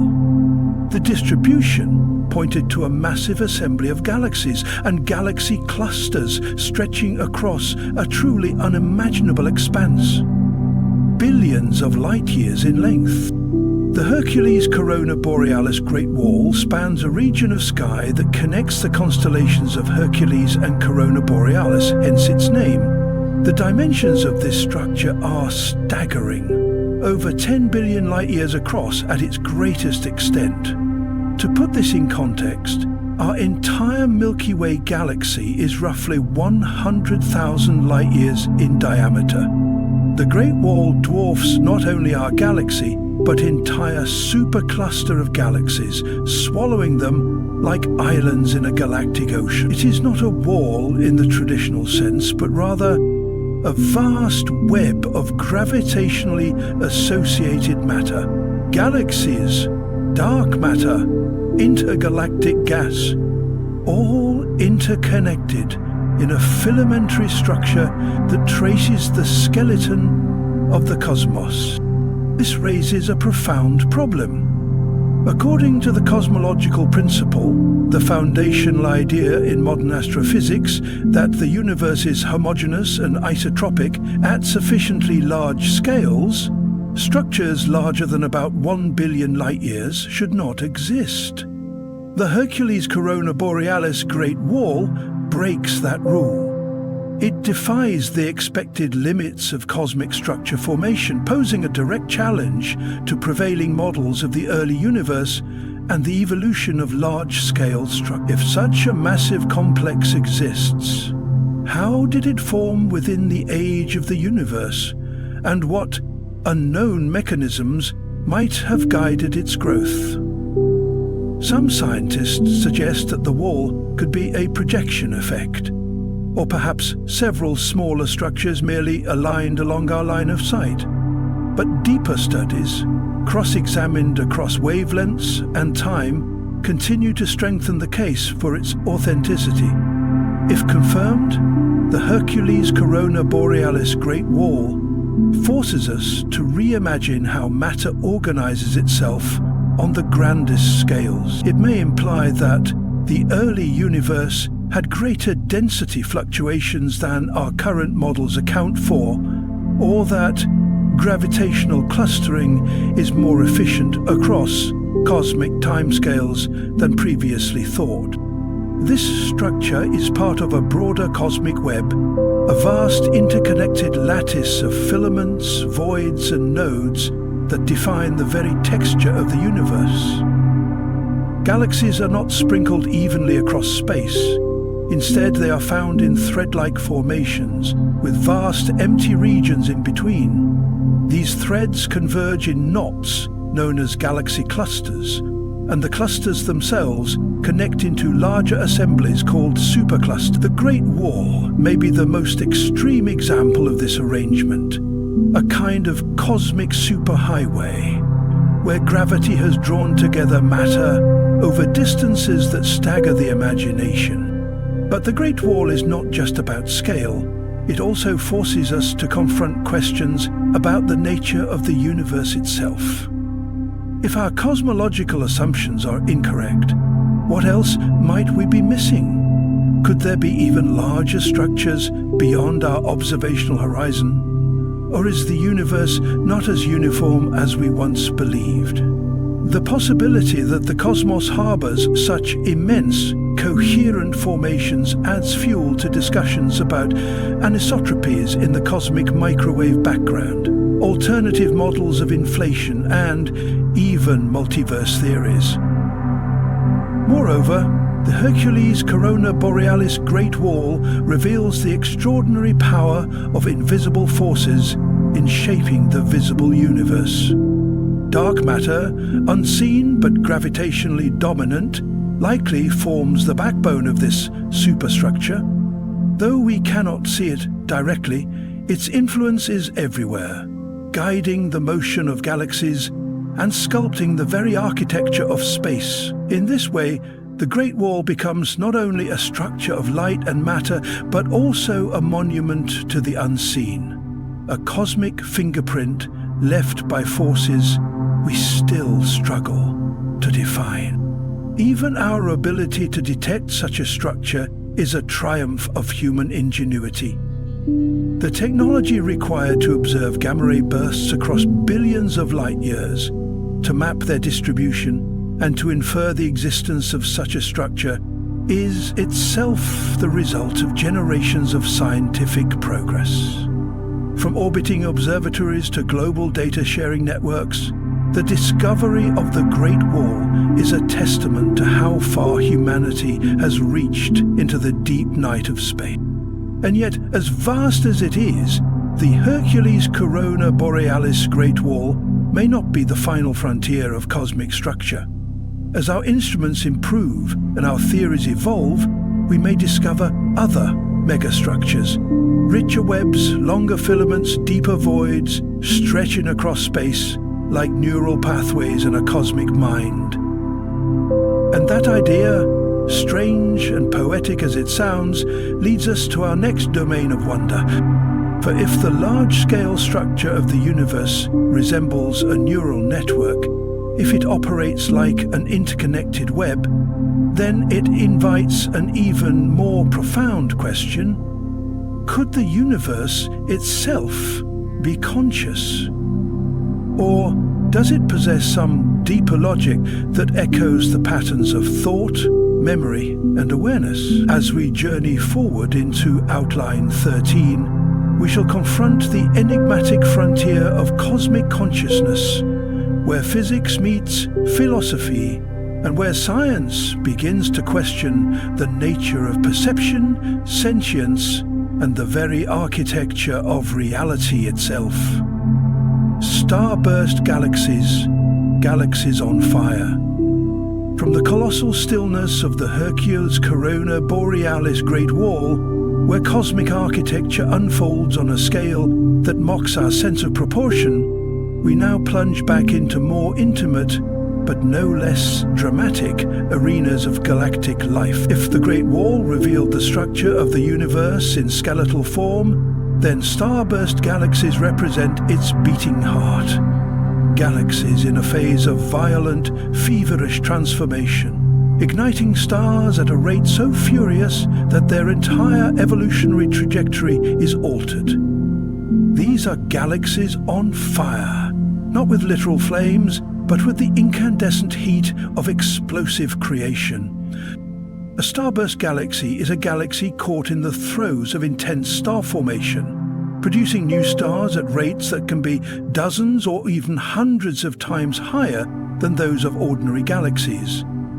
This frenzy of stellar birth is not a steady process, but a dramatic episode, a relatively short-lived surge in activity, often triggered by a specific catalyst. In astronomical terms, these starbursts are brief flashes of light and energy, often lasting only tens of millions of years. A blink of time compared to a galaxy's total lifespan. which typically stretches across billions of years. The triggers for starburst phases are as varied as they are violent. Galactic collisions, tidal interactions, and even internal gravitational instabilities can funnel vast quantities of cold gas into the central regions of a galaxy, collapsing it under its own weight. When this gas compresses rapidly, it creates the perfect conditions for star formation on a massive scale. Shock waves from previous supernovae, spiral density waves, or the gravitational tug of a passing satellite galaxy can all act as catalysts. The result is a firestorm of stellar birth, an astronomical version of a population explosion, where thousands of stars are born every year in tightly packed regions. One of the most studied starburst galaxies is Messier 82, also known as the Cigar Galaxy. Located in the constellation Ursa Major, it has become a cosmic laboratory for understanding the mechanics of starbursts. At its core, Messier 82 churns out stars at such an accelerated pace that its central regions glow with radiation, wind, and heat. Observations have revealed superwinds, enormous outflows of gas, driven by the combined energy of young stars, stellar winds, and supernovae blasting material out into intergalactic space. These superwinds can stretch for tens of thousands of light years, carrying not just gas but also heavy elements forged in the hearts of stars. The consequences of a starburst are profound and far-reaching. First, the sheer number of new stars changes the galaxy's structure and composition. Massive stars, which burn quickly and die young, explode as supernovae, enriching the surrounding space with metals like iron, calcium, and oxygen. These elements are essential for the formation of planets, moons, and life as we know it. In a sense, starburst galaxies are not only creating stars, but also seeding the future building blocks of life across the cosmos. Second, the energy released during a starburst can alter the galaxy's future. The supernovae and stellar winds inject so much momentum into the surrounding gas that it can halt further star formation or even eject gas entirely from the galaxy. This process, known as feedback, creates a self-regulating mechanism. A galaxy can only sustain a starburst for so long before it depletes its gas reserves or blows them out into space. Thus, the same process that ignites star birth can also extinguish it, leaving behind a quieter, more stable system. Or sometimes a galaxy stripped of its fuel, unable to form stars for eons. There is also a deeper cosmological importance to these luminous bursts of creation. Starburst galaxies are more common in the early universe, where galaxy interactions and mergers were frequent. Studying them allows astronomers to peer backward in time, understanding how the first galaxies evolved, how heavy elements were distributed, and how large-scale structures formed. Starbursts may even be connected to the emergence of quasars, those brilliantly bright, black hole-powered beacons that shine across the deep past. In some cases, the same galactic collisions that trigger a starburst also feed the central black hole, setting off a chain reaction of cosmic activity that transforms the galaxy entirely. And beyond science, there is something undeniably poetic about starburst galaxies. They are the very embodiment of cosmic urgency, a blaze of life in the cold darkness of space. They speak to us about energy, transformation, and the delicate balance between growth and destruction. In their glowing cores and radiating winds, they offer a glimpse of the universe at its most active and alive, showing us that galaxies are not static ornaments, but dynamic entities shaped by pressure, momentum, and the relentless pulse of birth and death. Even their infrared and radio signatures tell a story. Much of their activity is obscured by dust, hidden from visible light, but revealed in other wavelengths. This makes starburst galaxies prime targets for observatories like the James Webb Space Telescope, which can peer into these dust-shrouded regions to reveal the tangled dance of stars being born amid clouds of gas. In doing so, we not only witness the inner workings of starburst galaxies, but also refine our understanding of stellar life cycles, galactic evolution, and the chemical heritage of the universe itself. And as we leave behind these luminous furnaces of creation, we are once again drawn toward mystery, toward that other side of galactic behavior that does not involve bursts of activity, but rather silence, decay, and disappearance. The universe, in all its grandeur, is not only a place of expansion and birth, it is also home to fading light, to celestial phenomena that whisper of ends rather than beginnings. And so, as we transition forward, we enter the domain of Outline 14, where we will explore the enigmatic nature of dark galaxies, galaxies without stars, invisible to ordinary observation, yet teeming with dark matter and hidden potential, veiled in the silence of the cosmic void, intergalactic stars, the loneliest wanderers in the cosmos. As we depart the heart of starburst galaxies, those luminous engines of creation, we are drawn toward a far more solitary and silent region of the universe. It is a realm not defined by frenetic birth or gravitational clashes, but by isolation, motion, and mystery. Here, between the vast gulfs that separate galaxies, travel stars that belong to no stellar city, no spiral arm, no galactic nucleus, these are the intergalactic stars, often called rogue stars, celestial exiles drifting through the dark vacuum between galaxies, untethered and alone. To understand the profound nature of these wandering stars, we must first grasp the environment they inhabit. The space between galaxies, known as the intergalactic medium, is vast and almost unimaginably empty.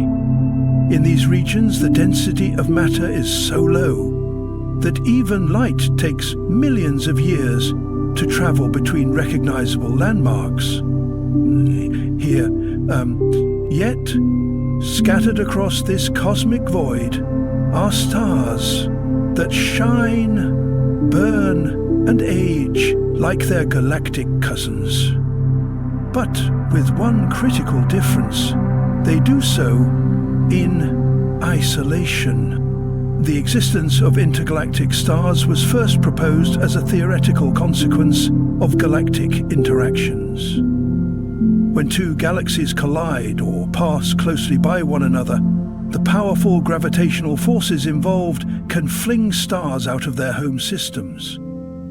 These ejected stars are accelerated to such high velocities that they escaped the gravitational pull of both galaxies, hurtling outward into the intergalactic abyss. This process is not random chaos. It is governed by the elegant laws of orbital mechanics and the conservation of momentum. The most common mechanism involves gravitational slingshots, where stars near the core of a merging system are caught in the complex ballet of colliding tidal forces and flung outward with enough energy to break free from their galaxy's embrace. Observational confirmation came slowly, due in large part to the difficulty of detecting stars in deep space without the background glow of a galaxy. But with the advancement of deep field telescopes and instruments sensitive to faint light sources, astronomers began to identify luminous points floating between galaxies in clusters like Virgo and Coma. These stars, many of them red giants and supergiants, were too far from any galaxy to be bound to one, and their spatial distribution made clear that they were not mere statistical outliers. Instead, they represented a population of stars that had been torn from their homes and scattered across the intergalactic medium. The implications of these stars extend far beyond their unusual positions. Intergalactic stars act as tracers, natural probes that help map the gravitational and structural dynamics of galaxy clusters. Their distribution can reveal the history of past mergers, the mass distribution of dark matter halos, and the violent processes that have shaped the architecture of the universe. They are, in a sense, the fossils of cosmic violence, silent witnesses to events that unfolded over billions of years. Moreover, these stars challenge our understanding of stellar evolution in isolated environments. Most stars live within galaxies, where interstellar gas, magnetic fields, and stellar neighbors influence their formation, movement, and eventual death. But intergalactic stars exist largely without these interactions. They are solitary in the truest sense, evolving without the feedback mechanisms that govern galactic stellar populations. This isolation could lead to subtle differences in their lifespans, rotation rates, or end-of-life behavior, differences that are still being studied and debated by astrophysicists. Some of these rogue stars are hypervelocity stars, traveling at speeds so extreme that they were likely ejected not just by merging galaxies, but by interactions with supermassive black holes. When a binary star system strays too close to such a black hole, tidal forces can rip it apart, flinging one star into intergalactic space while the other is devoured. These events produce some of the fastest objects in the universe and demonstrate the raw, destructive power of galactic core. Even more intriguing is the possibility that some intergalactic stars carry with them planetary systems, entire solar systems cast adrift in the cold dark. These potential rogue planets, orbiting stars far from any galaxy, might harbor moons, atmospheres, or even the elemental ingredients of life, all while flying through a universe that offers no nearby suns, no galactic context, and no celestial neighborhood. While purely speculative for now, the existence of such orphaned worlds poses deep philosophical questions about life's resilience and its possible emergence in environments we have barely begun to understand. Intergalactic stars also hint at the broader fate of galaxies and cosmic evolution. As galaxies merge and evolve, as stars are ejected and redistributed, the boundaries between what we call a galaxy and what lies outside it become blurred. Over cosmic timescales, stars leaking from galactic halos could form vast intergalactic stellar bridges, or clouds, challenging our definitions of structure and membership in the universe. The line between galaxy and intergalactic space is more porous than once believed. These lonely travelers, though few compared to the vast populations housed within galaxies, carry with them the stories of upheaval, acceleration, and exile.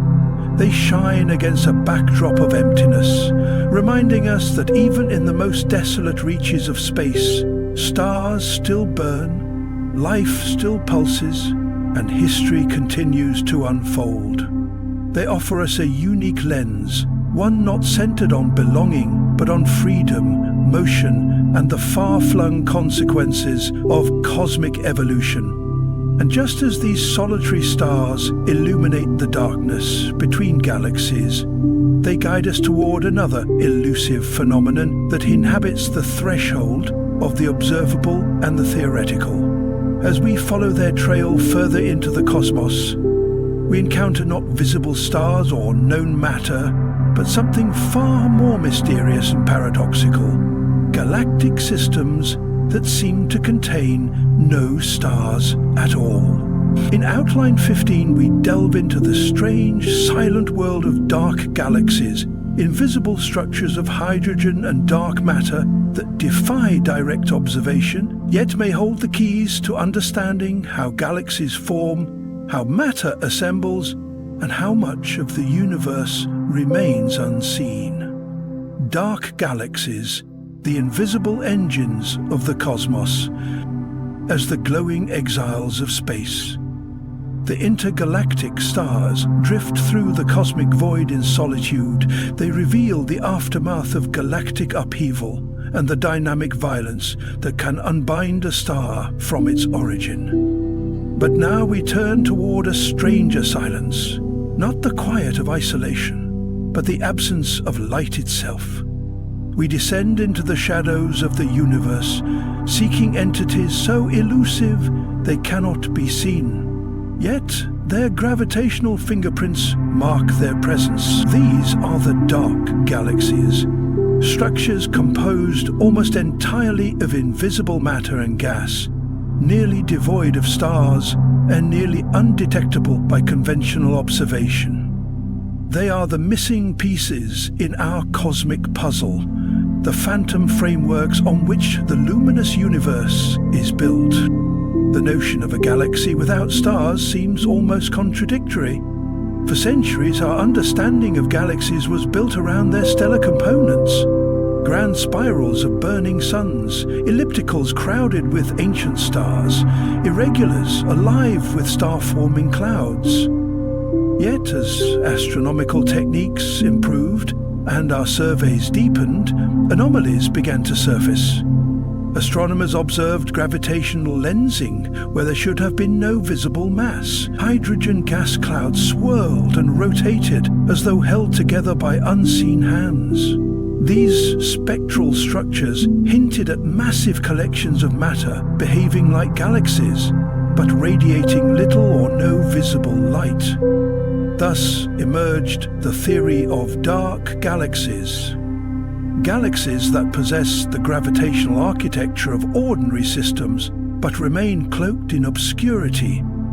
The primary signature of these entities lies in their hydrogen content. Neutral hydrogen emits radio waves at a specific wavelength, a spectral fingerprint that allows radio telescopes to detect and map vast clouds of interstellar gas. In regions where no stars are visible, but where this 21-centimeter line is strong and coherent, astronomers infer the presence of gas-rich galaxies that have failed to ignite into light. They rotate like galaxies, move like galaxies, and interact with other cosmic structures as galaxies do. Yet they shine with almost no visible light.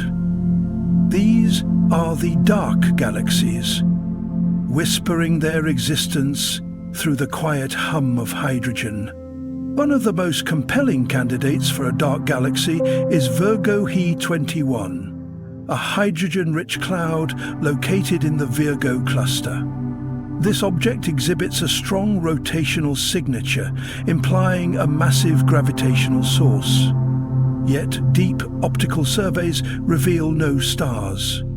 Its motion and mass distribution suggest it is bound by an extensive dark matter halo, providing the gravitational cohesion necessary to keep it intact. It is not simply a fragment or remnant. It behaves like a galaxy, just one in which star formation has been suppressed or never initiated. This brings us to the deeper mystery. Why would a galaxy fail to form stars? The process of star formation depends on the cooling and collapse of gas within a gravitational well. But if the gas remains too warm, too diffuse, or too turbulent, it cannot contract into dense stellar cores. Feedback mechanisms from nearby galaxies, cosmic reionization in the early universe, or even internal gravitational instability could prevent star formation from taking hold. In this scenario, the dark galaxy becomes a kind of frozen potential, a massive reservoir of raw material that never crosses the threshold into illumination. Dark galaxies may be more than rare oddities. They could play a foundational role in galaxy formation itself. According to simulations of the early universe, galaxies formed through hierarchical assembly.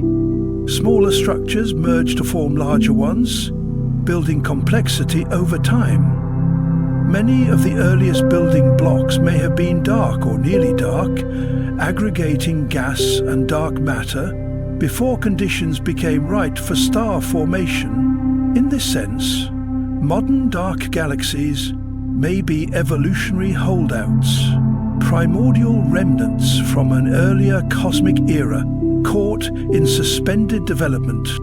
Moreover, these elusive structures challenge our methods of cosmic census. The luminous universe, the stars, the galaxies, the glowing nebulae, is only a partial map. If dark galaxies are numerous, then we may be drastically underestimating the number and distribution of galactic systems. Their presence may explain discrepancies in mass calculations for galaxy clusters, or the mismatch between observed and predicted satellite galaxies in galactic halos. The so-called missing satellites problem. The lack of visible small galaxies around the Milky Way compared to what models predict could be partly resolved by accounting for non-luminous satellites that lurk just beyond the reach of our optical instruments. Detecting dark galaxies requires more than visual scrutiny. It demands multi-wavelength observations, gravitational studies, and careful modeling of gas dynamics. Instruments like the Arecibo Observatory, before its collapse, and current arrays such as ALMA and the upcoming Square Kilometre Array are critical to mapping these spectral shadows. As technology advances, we edge closer to illuminating what has long remained in the dark. There is a poetic irony to these entities. In a universe defined by light, it is the dark that often holds the most mass, the most influence. Dark matter itself, which constitutes the majority of galactic mass, is invisible. And now, with dark galaxies, we face the reality that entire systems of stars may be ghostly in nature, not in the process of fading, but never having truly ignited. These silent structures, unlit but gravitationally active, are reminders that the cosmos is not limited to what we see. They demand humility in our exploration, a recognition that our senses and tools, powerful as they are, reveal only a narrow slice of reality. The fabric of the universe is woven with both presence and absence, and the dance between the seen and the unseen may be the key to understanding it all. And as we leave these hidden galactic phantoms behind, we are led to yet another cosmic mystery, one where light, rather than being absent, is bent, magnified, and sometimes multiplied. In Outline 16, we step into the extraordinary phenomenon of gravitational lensing, where massive objects warp the very shape of space itself, turning galaxies into cosmic lenses and revealing the deepest secrets of the universe through the curvature of light, galaxy clusters, and the cosmic web, the architecture of the universe. Emerging from the veiled domain of dark galaxies, those elusive, lightless scaffolds of cosmic evolution, we are now drawn outward into the grand design that holds the entire universe together, where dark galaxies represent the hidden microstructures of the cosmos, galaxy clusters and the cosmic web define its overarching form. This is the vast and dynamic framework upon which all matter, light and movement are suspended.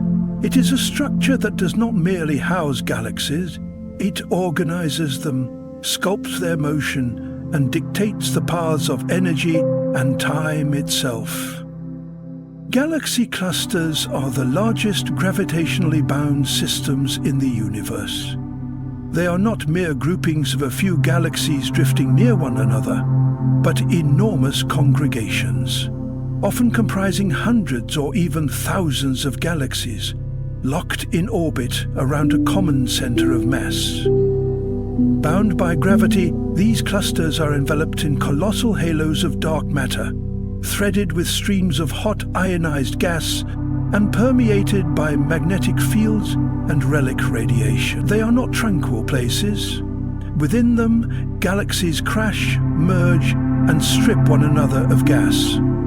These clusters are battlegrounds of evolution, where the past and future of galaxies are written in gravitational dynamics. Each galaxy within a cluster is like a single spark in a roaring bonfire. Some glide quietly through the intracluster medium, while others interact violently, distorted by tides and ram pressure, triggering bursts of star formation or extinguishing it entirely. The environment of a cluster can radically reshape a galaxy's fate. It can strip away the cold gas needed for star formation, turning spirals into ellipticals and quenching galactic youth in favor of ancient starlight. The physics at play within clusters is governed not just by gravity, but by the interplay of radiation, shockwaves, plasma turbulence, and dark matter flows. These vast regions are the laboratories of cosmic behavior. Yet even these massive clusters are not isolated. They are connected to one another through a deeper, more intricate structure, the cosmic web. This is the true shape of the universe, invisible to the naked eye, yet revealed through careful observation of galaxy distribution, gravitational lensing, and the behavior of intergalactic gas. The cosmic web is a filamentary network, a vast mesh composed of matter and energy stretching across billions of light years. Along its strands lie galaxies and clusters, while the spaces between, the voids, are eerily empty, almost devoid of galaxies altogether. This web-like structure emerged from the early fluctuations in the density of matter just after the Big Bang. As the universe expanded and cooled, gravity began to amplify these initial imperfections. Dense regions drew in more matter, growing into the filaments we see today. Simulations of cosmic evolution show this process with breathtaking clarity. We looked from a nearly uniform cloud of hydrogen and helium, the universe self-organized into a textured lattice, a universal framework of filaments and nodes where matter congregates and galaxies ignite. The intersections of these filaments are where galaxy clusters reside, often forming superclusters, mighty agglomerations of matter stretching hundreds of millions of light years across. One of the most massive such structures known is the Lagrangian supercluster, the home region of our own Milky Way. This immense gravitational basin spans over 500 million light-years and contains more than 100,000 galaxies, all flowing toward a common gravitational center. Lagrangian is not a separate entity from the cosmic web. It is a node within it, a swelling along a cosmic artery, part of a vast cosmic river flowing through intergalactic space. The cosmic web also provides crucial insight into the nature of dark matter and dark energy. Since most of the universe's matter is invisible, we detect it not by light, but by its influence. The shape and density of the web, the motion of galaxies along its threads, and the warping objects have charted the positions and motions of millions of galaxies, revealing not a random distribution but a finely structured tapestry. The universe is not chaotic, it is exquisitely ordered at scales that dwarf comprehension. Beyond its scientific significance, the cosmic web evokes a profound philosophical perspective. Its resemblance to neural networks has led some thinkers to draw analogies between the structure of the cosmos and the structure of the mind.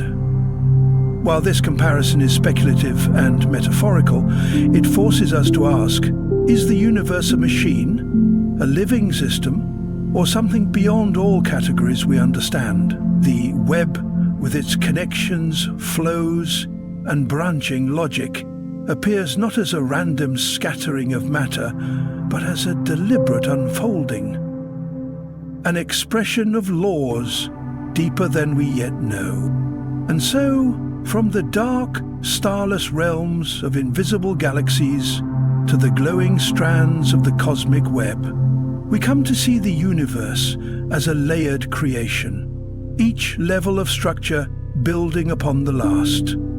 It is not a place of mere explosions and voids, but of patterns and architectures, woven with energy and time, forged by the gravity of what is seen and the mystery of what is not. Now, as we trace the light and mass along these cosmic filaments, we are drawn toward yet another phenomenon that bends not just light, but space itself. In Outline 17, we journey into the realm of gravitational lensing, where matter becomes lens and space becomes canvas, revealing hidden galaxies, dark matter halos, and the warp geometry of the universe, the Helix Nebula, the eye of space. From the cosmic web's grand latticework, threading galaxies, matter, and gravitational influence across billions of light years, we now focus our gaze on something far more intimate and haunting. We leave behind the enormous scales of interconnected filaments and plunge inward into the fate of a single star nearing the end of its life. What we find is a structure so delicately beautiful, so eerily symmetrical, that it has been called the Eye of Space. It is the Helix Nebula, a dying star's final exhalation frozen in luminous color, floating in the dark like a celestial iris, staring back at creation itself. Located in the constellation Aquarius, the Helix Nebula is among the closest planetary nebulae to Earth, offering an exquisite view of the stellar death process. But despite its name, a planetary nebula has nothing to do with planets.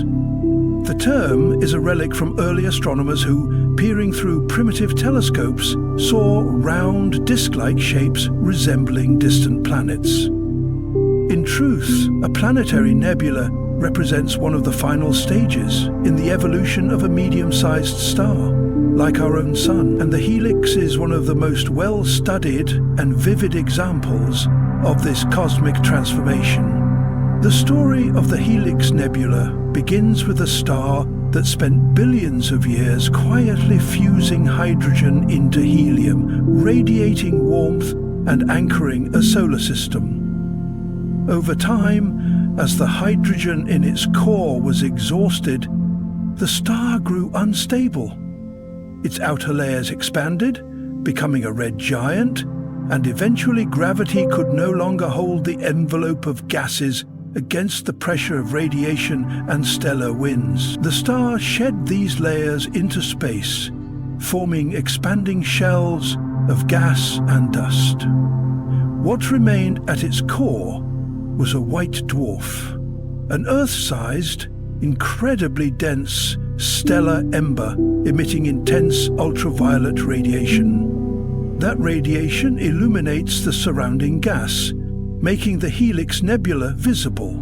The result is a glowing, multicolored structure shaped by fluid dynamics, magnetic fields, and centuries of stellar winds.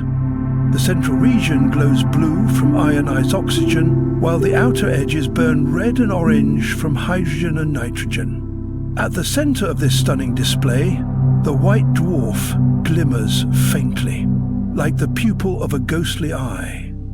One of the most intriguing aspects of the Helix Nebula is its complex internal structure. What appears to be a simple ring is, in fact, a multi-layered cylinder, an illusion created by viewing a three-dimensional object from a single angle. Advanced imaging has revealed filamentary strands, comet-like knots, and radial spikes of material. all moving outward into interstellar space. These cometary knots, each larger than our solar system, are dense clumps of gas with long, trailing tails pointing away from the central white dwarf, shaped by photoionization and pressure gradients. Their existence was once unexpected and now remains a subject of deep astrophysical interest, as they may influence the final dispersal of the nebula. The helix is not just a pretty sight. It is a stellar autopsy, a snapshot of what will eventually happen to the Sun. Billions of years from now, our star will swell, shed its layers, and become a white dwarf surrounded by a planetary nebula. The Earth will likely be consumed or left as a dead, frozen relic drifting through space. The helix, then, offers not only beauty but foresight. It is a window into both our origin and our destiny. The carbon, oxygen, and heavier elements scattered by the death of stars, like the one that formed the helix, are the very materials from which planets, oceans, and organic life arise. In its death, the star becomes a seedbed for new creation. Observations of the helix across different wavelengths, from visible light to infrared and X-ray, have revealed more than just glowing gas. They show shock fronts, interactions with the surrounding interstellar medium, and the cooling paths of matter as it disperses into the galaxy. This nebula is not an isolated event, but part of a continuous cycle in which stars are born, live, die, and return their elements to the universe, enriching future generations of stars and planets. There is something deeply human in the Helix Nebula's gaze. Across cultures and civilizations, eyes have symbolized awareness, vigilance, and the soul. To look upon the helix is to feel observed by the cosmos itself, as if the universe, through its processes of creation and dissolution, bears witness to its own unfolding. Its symmetry speaks to order within decay, structure within entropy, and its silent light, traveling across hundreds of years to reach us, reminds us that we are part of this grand stellar continuum, that the atoms in our blood once burned in stars and will one day return to them. The helix is more than a structure. It is a metaphor made real by astrophysics. In it, we see the convergence of beauty and finality, science and symbolism. It teaches that the end is not an end at all, but a transformation, a dispersal of being into wider fields of possibility. And as we drift from the eye of space, we are once again invited to look further, not just with our instruments, but with our imaginations. From the disintegration of a single star, we now move to the bending of space itself. In Outline 18, we explore the astonishing realm of gravitational lensing, where gravity becomes not just a force, but a lens that reshapes light and behind the veil of distance and time.